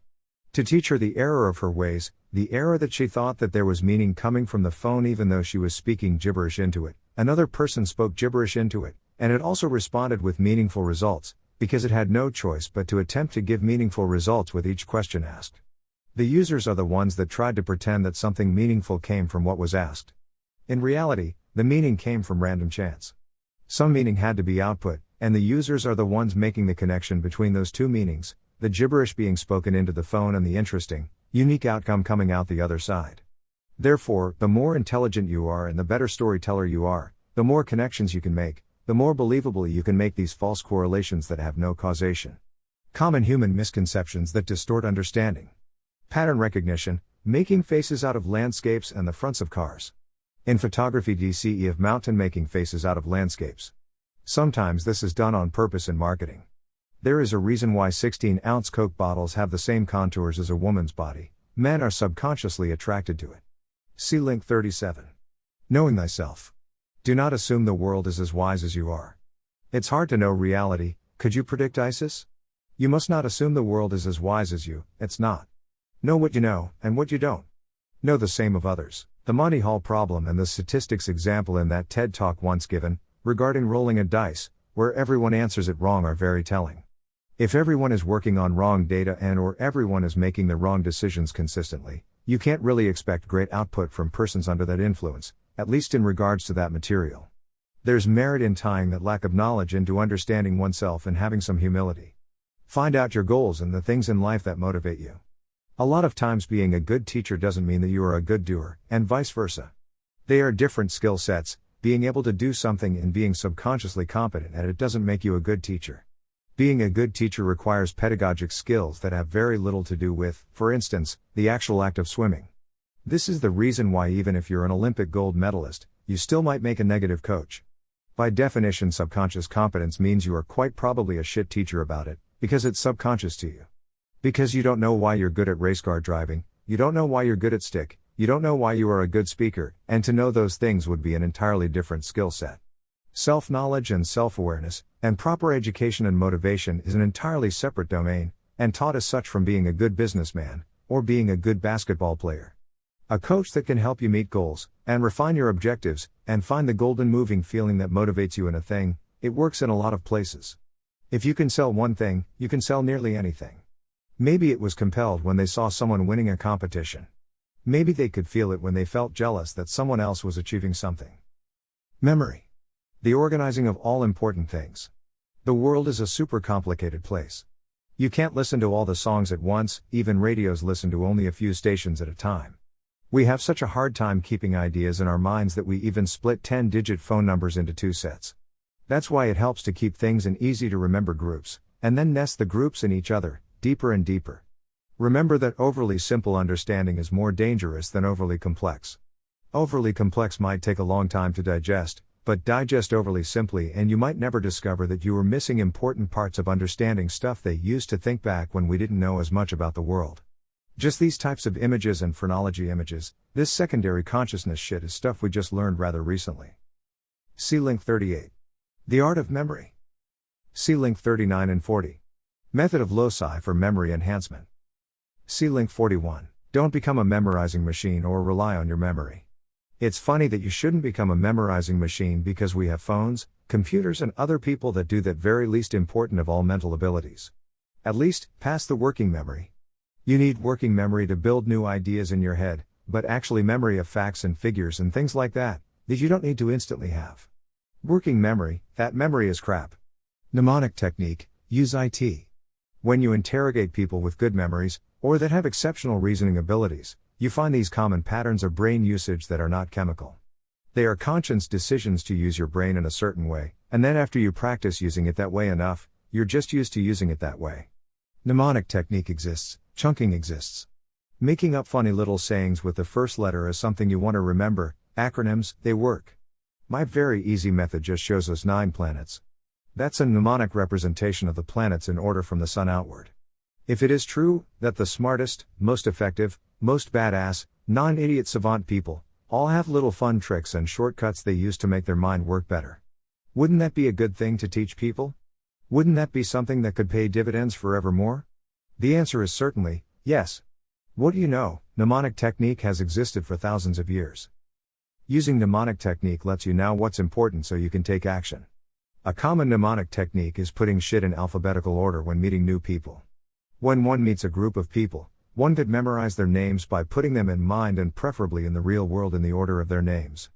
A mnemonic technique is knowing, and a mnemonic technique is having desire. If you have desire, it instantly lets you know what is important and what is not. Knowing what is important makes your memory extremely happy. Super easy to remember what you care about. If you love sports, it's super easy to remember stats. If you love gadgets, it's super easy to remember tech. If you love books, it's super easy to remember a thing you read in a book. People love to remember shit that interests them. If you are passionless and without drive, and have no desires, well then, how is your brain supposed to know what to put a big ass red flag next to, in order to remember? How is it supposed to bookmark what's important to you, if you don't tell it, if you don't mention it, if you don't let it feel it? Using mnemonic techniques to make better sense and reduce mental overhead. Using mnemonic techniques to make better sense and reduce mental overhead is critical to learning and memory. As mentioned earlier, the world does not need speed reading, it needs speedy understanding. Speed reading is by definition the opposite of understanding. You're increasing the rate of the data transfer and decreasing the horsepower available to organize and understand the data. Very likely, what you're doing is wasting your time. Now, if you want to get a book over with really quick, You can skip the speed reading and just look at the table of contents and pretend that you learned something from that. Here's the problem: for some reason, most books' table of contents are completely useless.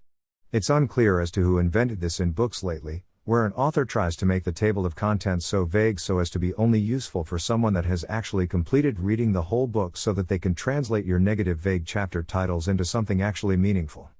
That, fellow readers, hopefully does not follow the guidelines of good style issued by the Associated Press. Hopefully it doesn't also issue the good elements of styles advertised by Strunk and White, one of the most prescribed for reading books in the college syllabuses of the world. It's like number 3 or 4 most commonly required reading material in the syllabus of easily digitized and search colleges. Why is this worth mention? 1. For you guys out there writing, please stop wasting people's time with fake tables of contents that don't describe the contents. That's like owning a supermarket and no longer categorizing things by what they really are, and randomizing which aisles and shelves the products are located. Oh, you want Colgate toothpaste? It's next to the milk. Or, Crest toothpaste? It's hidden inside the toilet cleaner section. What a terrible idea. Good categorization, good description and good mnemonic technique are what human beings need to make sense of this ever more complicated and changing world. Invent more words to spread better understanding. Inventing words is cool. It's one of those things that are difficult to get traction at first, and once you do get the traction, you get explosive results. It's like a new fad diet. If your new diet doesn't become popular, you don't have much impact, but if your diet does become popular, holy shit, you're going to change the eating habits of a huge portion of the planet for the period of time where that little fad diet was fadful. That's a funny word, fadful. Thus, if you coin new terms and have the balls and the influence to get them to stick, you bring into the global consciousness an easier path to execution for that thing. For instance, there was a time where the term branding didn't exist, and then people figured out that it was something that worked, and branding became a new strategy term. They assigned it a word, and holy shit, the branding thing is now all over the place. You're going to find that in many examples of human wordsmithing. For example, feeling the burn is a coined term. What's feeling the burn? Oh, that's when you work out real hard and your muscles feel like they're hot. Someone hears that and thinks, oh, feeling the burn. That sounds good, I like that. Now, people are much more likely to work out until they feel a burn. So, by coining terms and pushing them to stickiness, if they can be made to be sticky, you further influence actual behavior. It helps to have them sound nice, feel nice, be imaginative, have those little hooks that make mnemonic techniques work. Then, you can, for the rest of human endeavor and for the rest of time as long as that word is used, influence greatly the actions that people take. SciVive is a big proponent of taking what is true and commonly known these days, but no one ever uses it, because there's no word for the simple actionable action, and malign a word for it in the hopes that people then actually do the thing they know of. Everyone knows that science exists, but not enough individuals learn, practice, and advance it. If we can start to advance little chunks of useful science, then people can receive the advantages from those discoveries. A way to look at life choices. It's interesting that learning frames can help one understand more about the cost of movements and actions. How many frames does it cost you to try and use a move in a game? With that understanding, some are able to extrapolate it to business and purchasing, and to choices that you make in your life, and to other systems that have feedback, that change based on what you do. Just like a fighting game. There's another person looking at the same screen you're looking at, who's trying to figure out what you're going to do, why you're going to do it, anticipate you, manipulate you, and win. In a fighting game, it's very clear what the goal is, to get rid of the other player's health bar. At that point, your opponent then loses the round. You have health remaining, you win the round, and attempt to win all the rounds. In the real world, it becomes slightly less clear, because everyone's got different goals, different bars other than simple health. Some people want to be loved, some people want to have adventure, and some people want to have all the power they can have. Some people just want to be at peace. Some people don't want to be here at all, they can't wait to get off this trip. Everyone in this world has a completely different set of responses that are kind of hard to predict, somewhat, unless you become a master manipulator or an expert at human behavior. Try to find relevancies in life, so that when a thing is similar to something else, and you understand the first thing, you now nearly instantly understand the next thing, and all other things like it that you ever see again. Take doors, for instance. Every single door that you meet is very different from the last.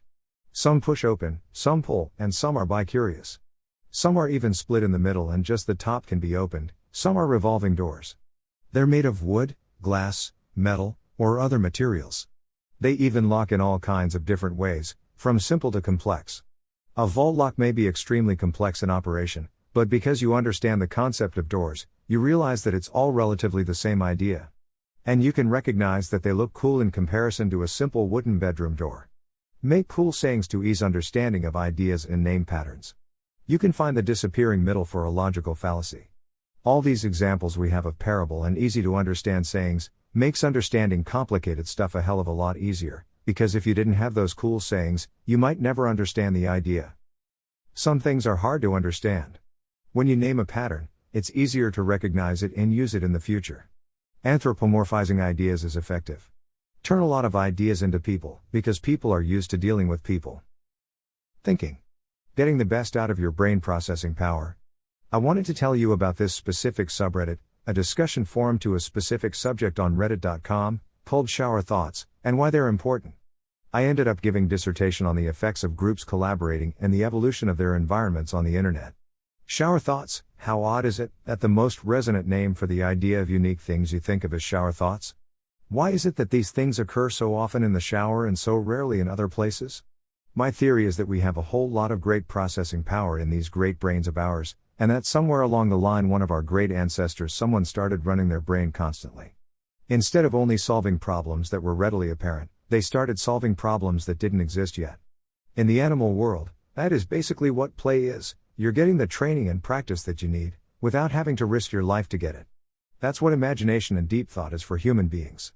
It's our version of animal play, it's what makes us more effective when the time comes, and often we can even create the time where our creative thinking will pay off. It's not just the outcome from the environment, i.e. we change our environment to suit us more often than we change ourselves to match our environment. I know I'm not wiping my ass with Leave's smile. Wouldn't it be a waste to take the massively powerful and creative machine that is the human mind, and have it only run half the time instead of all the time? This is how some feel about meditation. If you have to take your engine apart after every race, or if you need to clear your mind or recharge your batteries, use your mind better in the first place. The concept is that forcefully overcoming the well-evolved desire to be curious and think constantly, by artificially imposing a blank and empty mind on oneself, will somehow cause one to be more effective in during uptime. It's a similar, but perhaps smaller risk, with all this mind experimentation crap. Perhaps some cult really has all the answers you want. Should you go try all the cults? How about all the religions?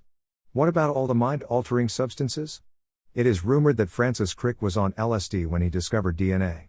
If one had to bet their life, one would be likely to tell you that the vast majority of discoveries have been made by people not on LSD.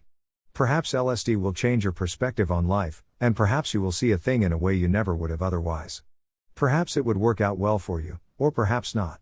Perhaps you'll get the same results the vast majority of all other drug users are getting, a change in feeling and perception, without a big increase in performance. It's probably unlikely that you would happen to run into a cult of really drugged up, tripping face dudes crushing it in the business world or crushing it in the stock market, etc. Problem solving. Use your intelligence to overcome human problems. Modern human adaptation using intelligence. How could we reconcile this tragedy of being ideally suited for the world that no longer exists? Do you know how we can best use our intellect to overcome these problems in the same way as we did to surmount all the other problems that humanity was facing in the past? For the last 100,000 years, a life for a human being has been brutal, short and painful. There was no need for you to leave your neighborhood, learn new languages and find out why the hell something happened. Your teeth fell out, and there were all kinds of bad, unexplainable diseases. Now it's better. There is dentistry, and we can now explain, treat, and often cure those diseases that were once fatal. Don't solve problems you don't have. Every problem you solve that you don't have means there's another looming problem you ignore that you do have. Take the limited time that you have and spend it on what is here and what actually matters. Don't be a would-be philosopher that learns how to solve the world's problems that aren't yours. Solve problems and adjust your frustration. The whole world is spending all their money to learn something. Why is that you can make money fixing people's phones? Why is it that they don't just spend the hours to do it themselves? Their brains have been programmed to disengage in activity that might be very valueless compared to some other activity. They get frustrated very quickly, they get frustrated very easily, because 1,000 years ago, 10,000 years ago, when the Earth's psychology was evolving and deciding which a better strategy was, some people got frustrated more easily, some people got frustrated less easily. Back then, in those environments, the problems that you had to solve were much simpler. You would see much more profit by getting frustrated easier, because an alternative, sideways solution would be much closer at hand. Your range of problem-solving abilities was a lot wider when the complexity is reduced. Every layer of complexity that you include decreases your problem-solving abilities. If you're creating software, you can't be off by a comma, you can't be off by a period, and you can't be off by a bracket versus a parenthesis. Solve today's problems. Solve today's problems instead of solving the problems of the future that doesn't yet exist. What kind of clothes will you wear when you're the world's strongest man? Don't waste your time, you are not going to be the world's strongest man. Don't be shopping for giant clothes. What are you going to do with all your riches? Which island are you going to buy? Don't waste your time, you are not buying any islands. Solve today's problems, today. The funny thing is that by solving today's problems more efficiently, you are more likely to end up with the problem of which island to buy, but by solving that which island to buy problem now you won't ever get the privilege of having the problem. Usually in life, to be effective, basically all the time, you've got to solve the questions that are today's problem to earn the right to have tomorrow's problem. Worry about today's problem. Don't sacrifice today's effectiveness for the dream of tomorrow's effectiveness, because you could be optimizing for the wrong shit, you could be optimizing for a reality that will never happen. Don't solve what others think are problems, but what you think are problems. It may be detrimental to be of the mindset of profitability and solving problems for money, using other people's problems to relieve pinpoints, find profit and have correct action over incorrect action. The problem with that old style belief is that your paths in life are restricted to what other people think their problems are. The problem with what other people think are their problems is that they use their beliefs and their values to decide what their problems are, and half the time, their beliefs and values are screwed up. Now, you're trapped in doing erroneous things in your life, because you think you're relieving pain, you think you're solving problems. You are, but those people shouldn't have had that pain and those problems if they used their brains better in the first place. Most people that want help with a problem, have actually misidentified what the actual problem is, and think they have a problem planning, when instead they have a problem doing. A much higher, better use of your intellectual abilities, business talents, talents of any form are to not solve what other people think are problems, but to solve what you think are problems, assuming that you're smarter than they are and have better beliefs. Don't live your life blocking people's ideas or solving the problems of others. Another good way to look at that is, if you ask people what they would prefer when the automobile was invented, they'd prefer a better horse. They don't want a damn car, they wanted a better horse. The same happens if you ask the people that wrote the laws for airplanes, what kind of laws they should have. They already had laws for boats, and because airplanes were so new, they included stupid laws that said you had to have lifeboats on the airplane. It took time for the law to catch up with reality. If you think about the problems of others, or judge the rightness or wrongness of their ideas, you are but a mirror of their thoughts. That causes you to neglect your own ideas and restrict your creativity, if you are only a reflection of someone or something. Let them react to you by advertising your own truth instead of negating their statements and falling into their framing of the world. Don't live your life as a blocker of ideas, and don't live your life as a problem solver of other people's problems, because you will be restricted by what problems they think matter and what they're aware of. Solve the problems people are unaware of. You think Steve Jobs invented the iPhone because people were yearning for something that didn't have any buttons? No, they would have probably told you that things without buttons were stupid. How would you dial it in the dark? How would you dial it if the screen got wet? And so on. Now, everything that we have that's the best of class device has 1, 2 or 3 buttons and no more. You would have never gotten to that conclusion and created that invention if you were focused on solving other people's problems that they were aware of. You need to be focused on the problems that they're unaware of. That means creative individual production and thought, not mindless groupthink focused by the constraints of the idiots of the world that you're forced to interact with. Troubleshooting is hard, you need to acquire experience solving real-world problems. Troubleshooting is hard, you need to acquire experience solving real-world problems. Lots of people don't know much of shit about problem solving, or how easy it is to make the wrong call on the solution to a problem, because they haven't actually had much experience solving real-world problems. In the real world, when you encounter a problem, that problem could be caused by many different things. Even when you go one by one and try to eliminate the potential causes, you run into fun ones, where things fail only some of the time, but work other times, intermittence. Another possibility is that you get 2 intermittent problems at the same time, so when you implement a fix, it works sometimes and not others. Or, the solution to your original problem causes a new one, or the test you just did to see if your guess was right, actually was right, but you can't tell because you just broke something else during the test. Now, you actually have 2 broken things if you revert your fix. Intermittent problems. There are 3 things worse than an intermittent problem when you're troubleshooting, because what would solve the problem doesn't. Therefore you think it's not a solution because the normal failure state isn't occurring when you're trying to implement that solution.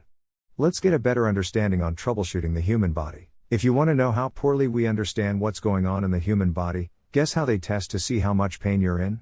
In a hospital, they literally hang pictures of varying facial expressions and then they assume that that facial expression equals your facial expression, asking you to point at which expression matches your pain. Therefore, you're in whatever amount of pain the drawing is in. That is pretty sad. Or, they could ask you to assign a point value to how much pain you're in, say, from 1 to 10. The problem is that one person's pain level of 5th of maybe another person's pain level of 8. How is that helpful to the doctor diagnosing your problem? There's probably a better way, perhaps using fMRI, functional magnetic resonance imaging, but the facial expression poster, or asking you, 1 to 10? Is much cheaper, and easier, and faster to use than an fMRI. Fixing things in the real world can actually be pretty tough, but starting to troubleshoot all these complicated issues you're learning about is actually easy, because at least you have a decent list in your mind that is finite of how many potential causes for the failure there could really be. What do you do when you don't even understand the system well enough to know the complete list of ways that the thing could be broken? This is where we are with the human body. We can barely tell what is going on in there, we have a pitiful understanding of what really happens inside cells, and for the most part, we are just a giant organization of lots of cells. Think about how limited our diagnostic tools are to try and even guess what's going on. We can stick a stethoscope on your chest and listen to your heart for a little bit, we can try to hear the sound your lungs make when breathing, we can check your pulse rate and your blood pressure at a single instance in time. This is definitely not rocket science. Maybe we can extend the amount of time we measure and the rate we sample, maybe that is a little better. Now, what are all the things we can't see in real time? Hormone levels, oxygen levels, blood composition, how many different kinds of cells are in there, and so on. There's really not too much we can tell in a reasonable time frame at all, and most of it requires drawing blood, which puts extra load on your body, because you need to replace that blood. You can only do so much of that. Literally some of our required diagnostics require us shoving fingers or overly large cameras up your ass. If having another person's fingers up your ass isn't your kind of party, it's probably a good indication that our tools for telling what's going on in a patient's body are pretty negative, pardon the pun. If you've not banged your head against the wall for a couple of years solving hard problems, your suggestions for solutions might be pretty poor. Mind maps suck. Tony Buzan and the creating of the concept of the mind map and trying to profit off it, it was an idea of a guy who built an idea that sucks and doesn't work and makes the world a worse place, but somehow gives you the hope that it will work out and waste a lot of people's time. Mind mapping is garbage. If it was a good way to organize data, books would come as fold-out mind map posters. Because nature is disorganized doesn't mean disorganization is a goal. It's the opposite of organization. If you thought spitting out ideas linked to other ideas in a star-shaped format was good, because it was organic, then why wouldn't you make it three-dimensional and rotatable like the real world? Or perhaps have a floor like the real world? Since you like nature so much, hell, let's have wild animals piss on your mind map, and let a hurricane blow it apart too. Ever try to find a house in a neighborhood with streets that are organic and curved instead of lines in a grid? It's a nightmare. Straight lines beat organic squiggly lines. Decision. Knowing lots of things is very different from being able to make good decisions about things. You could say that knowing how to make good decisions should be the first thing you learn, and no, for it will greatly enhance your performance on all other things you will ever learn. Just like learning to read and speak are great first steps down the path of knowledge, so should learning to think well be the third step just after speaking and reading. Flip a coin, if you feel the urge to flip it again, you've already decided. Flip a coin, if you feel the urge to flip it again, you've already decided. See link 42. Fairness division. Analysis paralysis. If you want to chop down a forest, you don't stare at it trying to figure out how all the trees are related to each other, and putting them in order. You just walk up to the first tree that you want to cut down, and start chopping. There's a luxury here in not understanding the entire architecture, and just getting to work. When writing a book, for example, it would be harder to predict what the book would look like, than it would be to just write the book. This is why book, song, and movie titles are often the last thing one focuses on. The creator has to first create the artifact in its entirety, in order to produce a great title for it. Making accurate predictions is really hard. Thus, when a problem is complicated enough, you can be better off just doing the things you know you need to try no matter what, and while you're doing them, your subconscious will be working on guessing what the future will look like. Most people don't have an understanding problem, they have a motivation problem. They think they're understanding and their plans aren't good enough, so they don't do them, not knowing that many of the best things in the world started with terrible plans, and just changed along the way into something great. In business they call it pivoting. When your first plan doesn't work, you attempt to execute a different plan. This is similar to the pottery teacher who split her class into two. One half of the class would be graded on a single piece at the end of the semester and the other half of the class would just be graded by the pound. It was an experiment showing the difference between being very productive and being thoughtful, and then just a burst of productivity much later on. The quality of the people that produced by the pound was better than the quality of the people that thought a lot and built a single work. Building things and evolving them beats thinking and pre-planning too much, and building at the last minute, if you ever get around to it. Avoid fallacies. Russell's teapot. Clarity can be achieved in different ways. Russell's teapot is proof that even if something is already present in the logical canon and education, that a great and visual analogy relying on absurdity can be so useful and widely quoted as to become the primary name and reference for the example. Clarity and brevity matter greatly in all things of the mind. It's basically an easier to understand version of argument from ignorance. See links 43 and 44. Proximity fallacy, avoid being misled. There's this logical fallacy of a thing near a thing gets influenced by the thing. Michael Jordan wears Nikes, therefore he's associated with Nikes. He's great, therefore Nikes must be great. That's because human beings' brains don't dissect that well. One can list for you some other great people associated with some bullshit things, and just because someone is associated with a thing doesn't mean that thing is rubbed off on them. The reason I mention this is because it's a tactic of association by proximity, which is something we're going to try and do by helping our readers achieve everything that they want in life and trying to get them to take their own survival into their own hands, which is not something they would have bought a book on from the get-go. Descriptive names for fallacies are useful for future avoidance.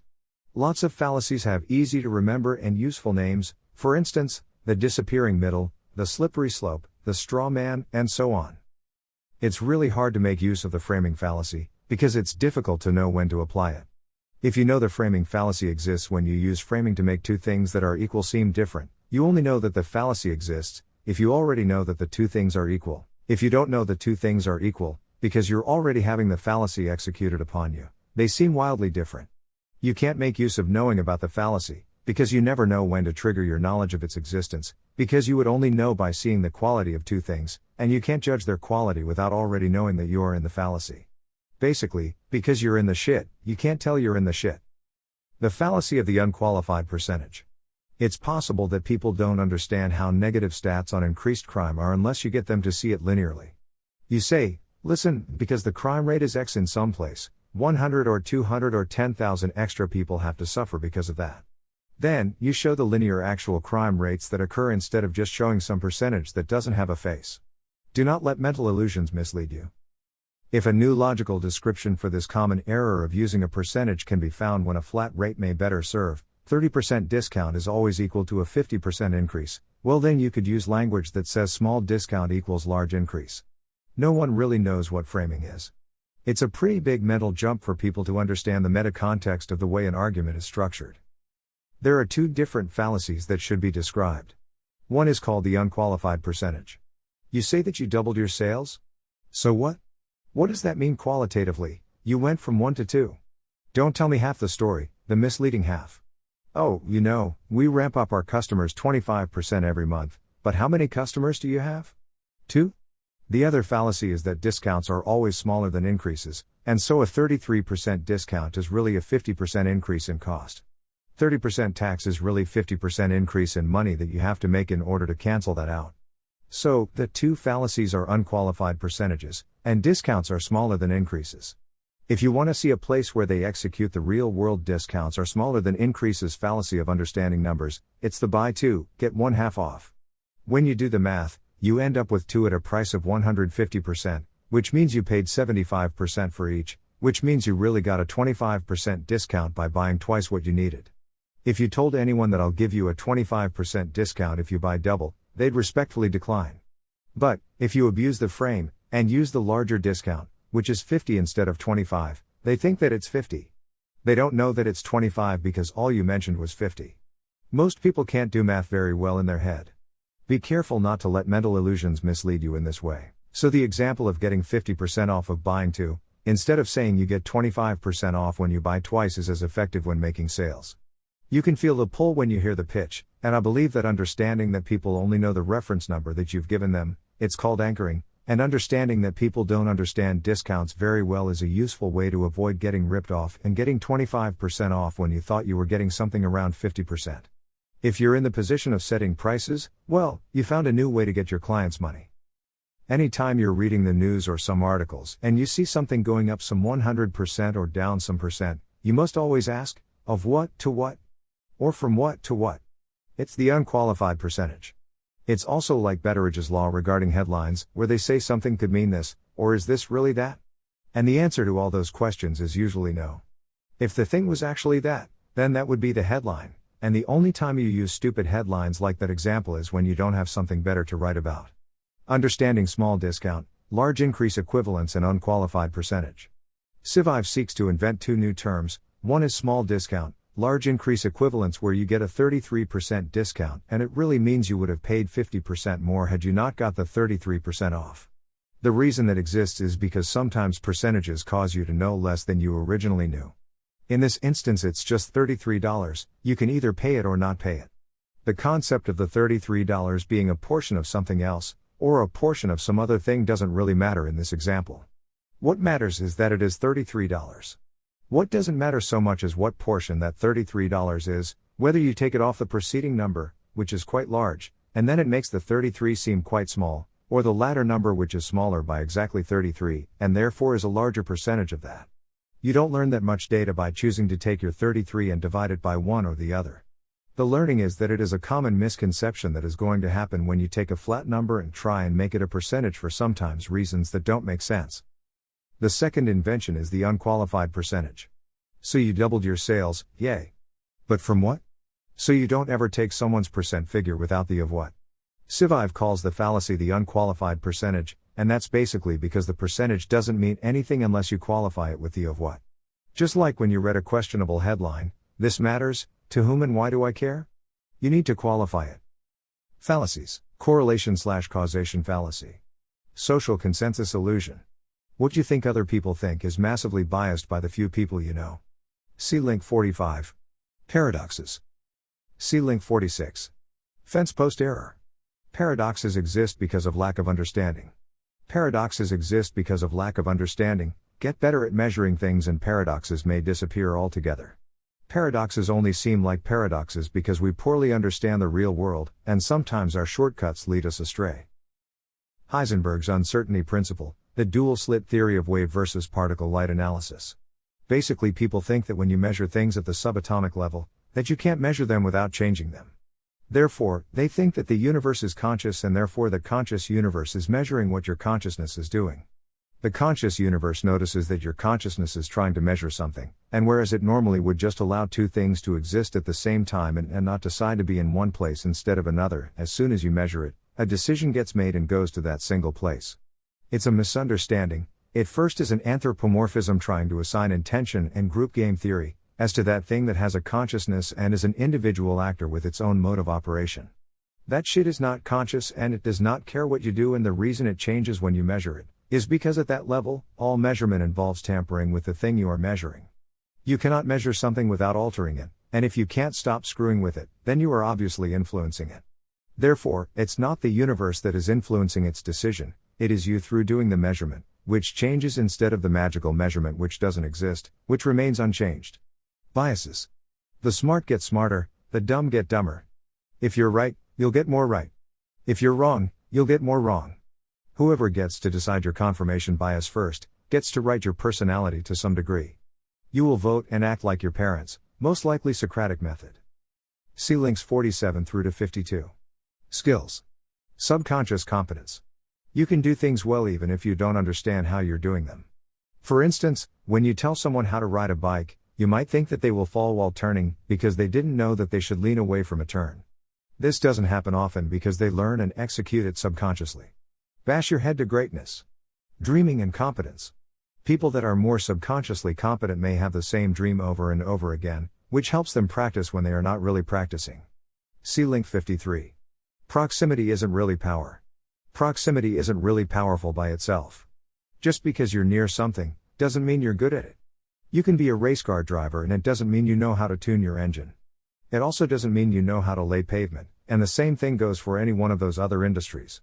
The world is rather complex, and so in order to actually be good at any single thing these days, you kind of have to be good at that thing, and being good at things related to it just won't cut it. Software developers are all the time beating their head against the wall trying to figure out how to get their goddamn graphics card to work, because it's a totally different skill set.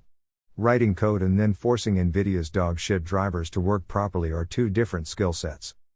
Warren Buffett and Bill Gates, on success. University of Washington's Husky Union on July 20, 1998. See link 54. How cool it is that Warren Buffett uses the same analogy as SciVive with intelligence being horsepower. He says that efficiency is rationality, it's how much output you get out of the power you've got. Like drivetrain loss basically. He is all about rationality in this talk. The following is from his talk. Pick out someone you admire out of the audience and write down why you admire them, don't name yourself. Now pick out the one that you can stand the least out of the whole group, and put down the qualities that turn you off about that person. You'll find that the qualities that you admire are ones that you can make your own with a little practice. The habits you will have in 20 years are the habits that you build today. It's all about rationality. Emulate the traits of those around you that you respect, and avoid those traits of those people you shun. If you don't get where you want to go, it's not because the world kept you down, it's because you got in your own way. Buffett's car IQ analogy only contained efficiency and power, nothing about steering, traction, direction, etc. Quotes. Success is getting what you want and happiness is wanting what you get. The chains of habit are too light to be felt until they are too heavy to be broken. You ought to be happy where you're working, don't save up sex for your old age, and don't stay in things that suck for long at all. Not directly quoted. Why would you marry for money if you're already rich? Turn down good business deals if the people you would have to work with make your stomach churn. He seems very concerned with who he has to work with.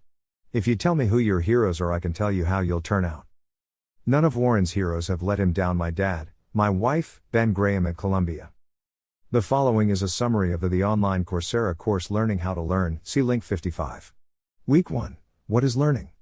Brain facts. Cells of the nervous system are called neurons. Information from one neuron flows to another neuron across a synapse. Human brain has 1,000,000 billion synapses. Your brain creates synapses whenever you learn something new. Sleeping helps update your brain cells. Literally. Why do we procrastinate, scientifically? Problem. Learning a new thing or doing something you would rather not do can be stressing. This can cause anxiety at first. This activates the area associated with pain in the brain. Your brain looks for a way to stop that negative feeling by switching your attention to something else more pleasant. Solution.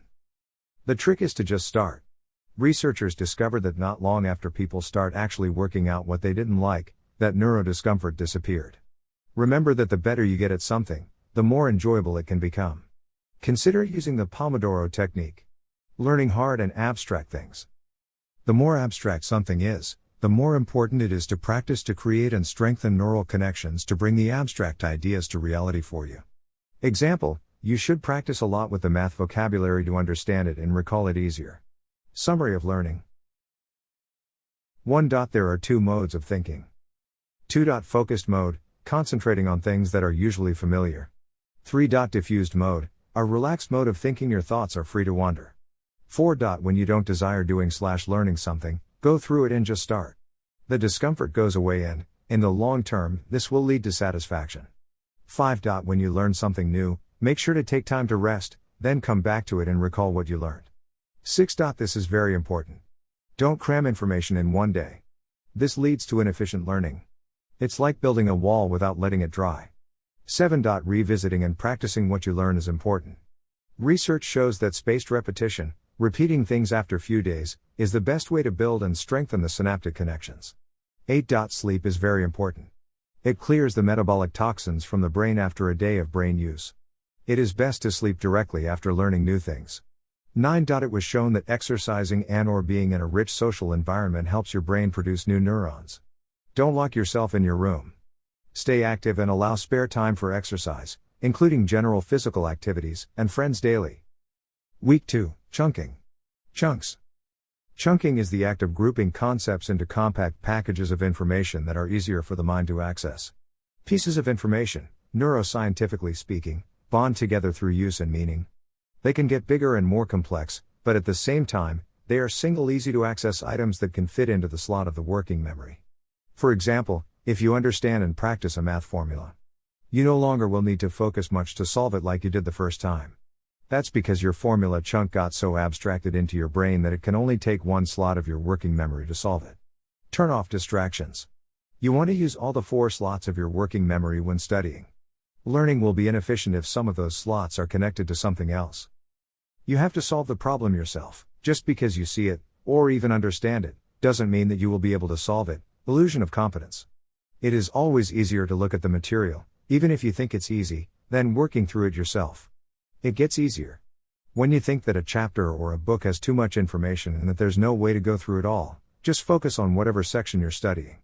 You'll find that once you put that first concept in your mental library, the following one will be easier.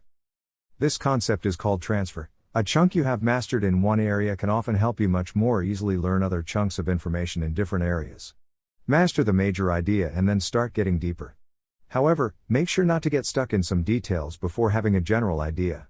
Practice to help yourself gain mastery and sense of the big picture context. Try taking a picture walk before you dig through the material. This means, look briefly at the pictures, chapter titles, formulas used, before diving into details. Recall mentally without looking at the material.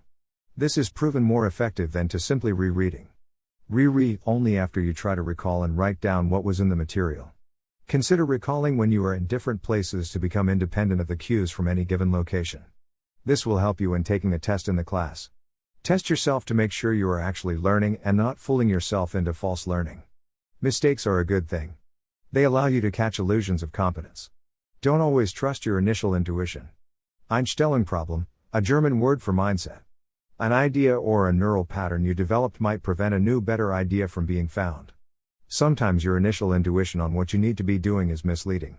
You need to unlearn old ideas and approaches as you are learning new ones. Mix up the problems, interleaving from different chapters. This is helpful to create connections between your chunks. It can make your learning a bit more difficult, but it helps you learn more deeply. Interleaving is very important. It is where you leave the world of practice and repetition, and begin thinking more independently. The don'ts. Highlighting too much and creating maps are often ineffective without recalling. Repeating something you already learned or know very well is easy. It can bring the illusion of competence, that you've mastered the full material when you actually just know the easy stuff. Balance your studies and focus on the more difficult, deliberate practice. This sets the difference between a good student and a great student. A big mistake is to blindly start working on an exercise without reading the textbook or attending the class. This is a recipe of sinking. It's like randomly allowing a thought to pop off in the focus mode without paying attention to where the solution truly lies. Week 3, Procrastination and Memory. Procrastination. The routine, habitual responses your brain falls into when you try to do something hard or unpleasant. Focusing only on making the present moment feels better. Unlike procrastination, which is easy to fall into, willpower is hard to come by. It uses a lot of neural resources and you shouldn't waste it on fending off procrastination except when really necessary. You actually don't need to. The long-term effect of procrastination can be dangerous. Putting your studies off leads to studying becoming even more painful. Procrastination is a habit that affects many areas of your life. If you improve in this area, many positive changes will unfold. Procrastination shares features with addiction. At first, it leads you to think that if you study too early you'll forget the material. Then, when the class is ahead of you, it leads you to think that you are inadequate or that the subject is too hard. You want to avoid cramming, which doesn't build solid neural structures, by putting the same amount into your learning, and spacing it over a long period by starting earlier. First time learning something. The first time you do something, the deluge of information coming at you would make the job seem almost impossibly difficult. But, once you've chunked it, it will be simpler. At first, it's really hard, later it's easy. It becomes like a habit. Example, driving for the first time. Habits. Neuroscientifically speaking, chunking is related to habit. Habit is an energy saver. You don't need to focus when performing different habitual tasks. Habits can be good or bad, brief or long. Parts of habits. 1. The cue, the trigger that launches you into zombie mode, habitual routine. 2. Recognize what launches you into zombie procrastination mode. 3. Location.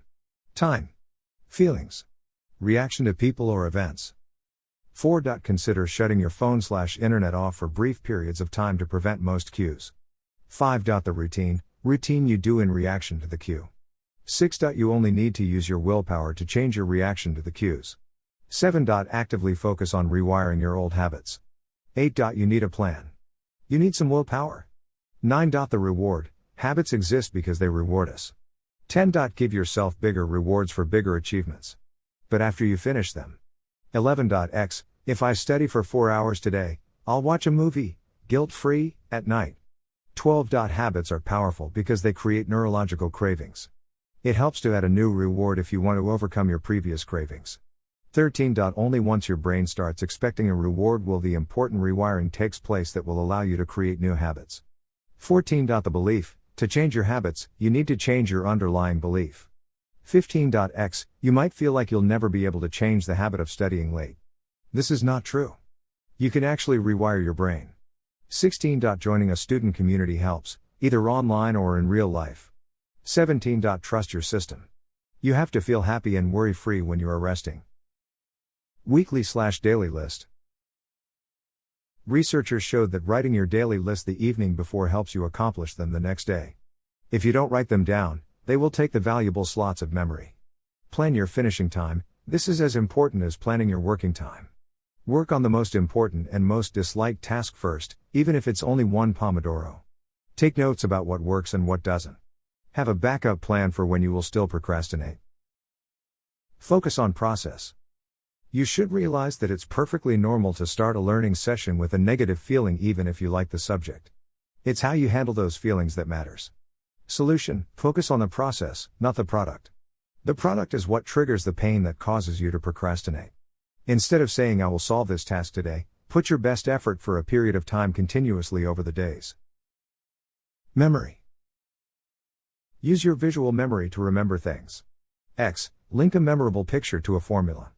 Images help you encapsulate a very hard to remember concept by tapping into visual areas with enhanced memory abilities. The more neural hooks you can build by evoking the senses, the easier it will be for you to recall the concept. Keep repeating what you want to learn so that the metabolic toxins won't siphon away the neural patterns related to that memory. Spaced repetition is the key. Flashcards help. Consider using Uncanny. Handwriting helps you deeply convert what you are trying to learn into neural memory structures. Memory techniques. Create meaningful groups and abbreviations. To remember numbers, associate them to memorable events.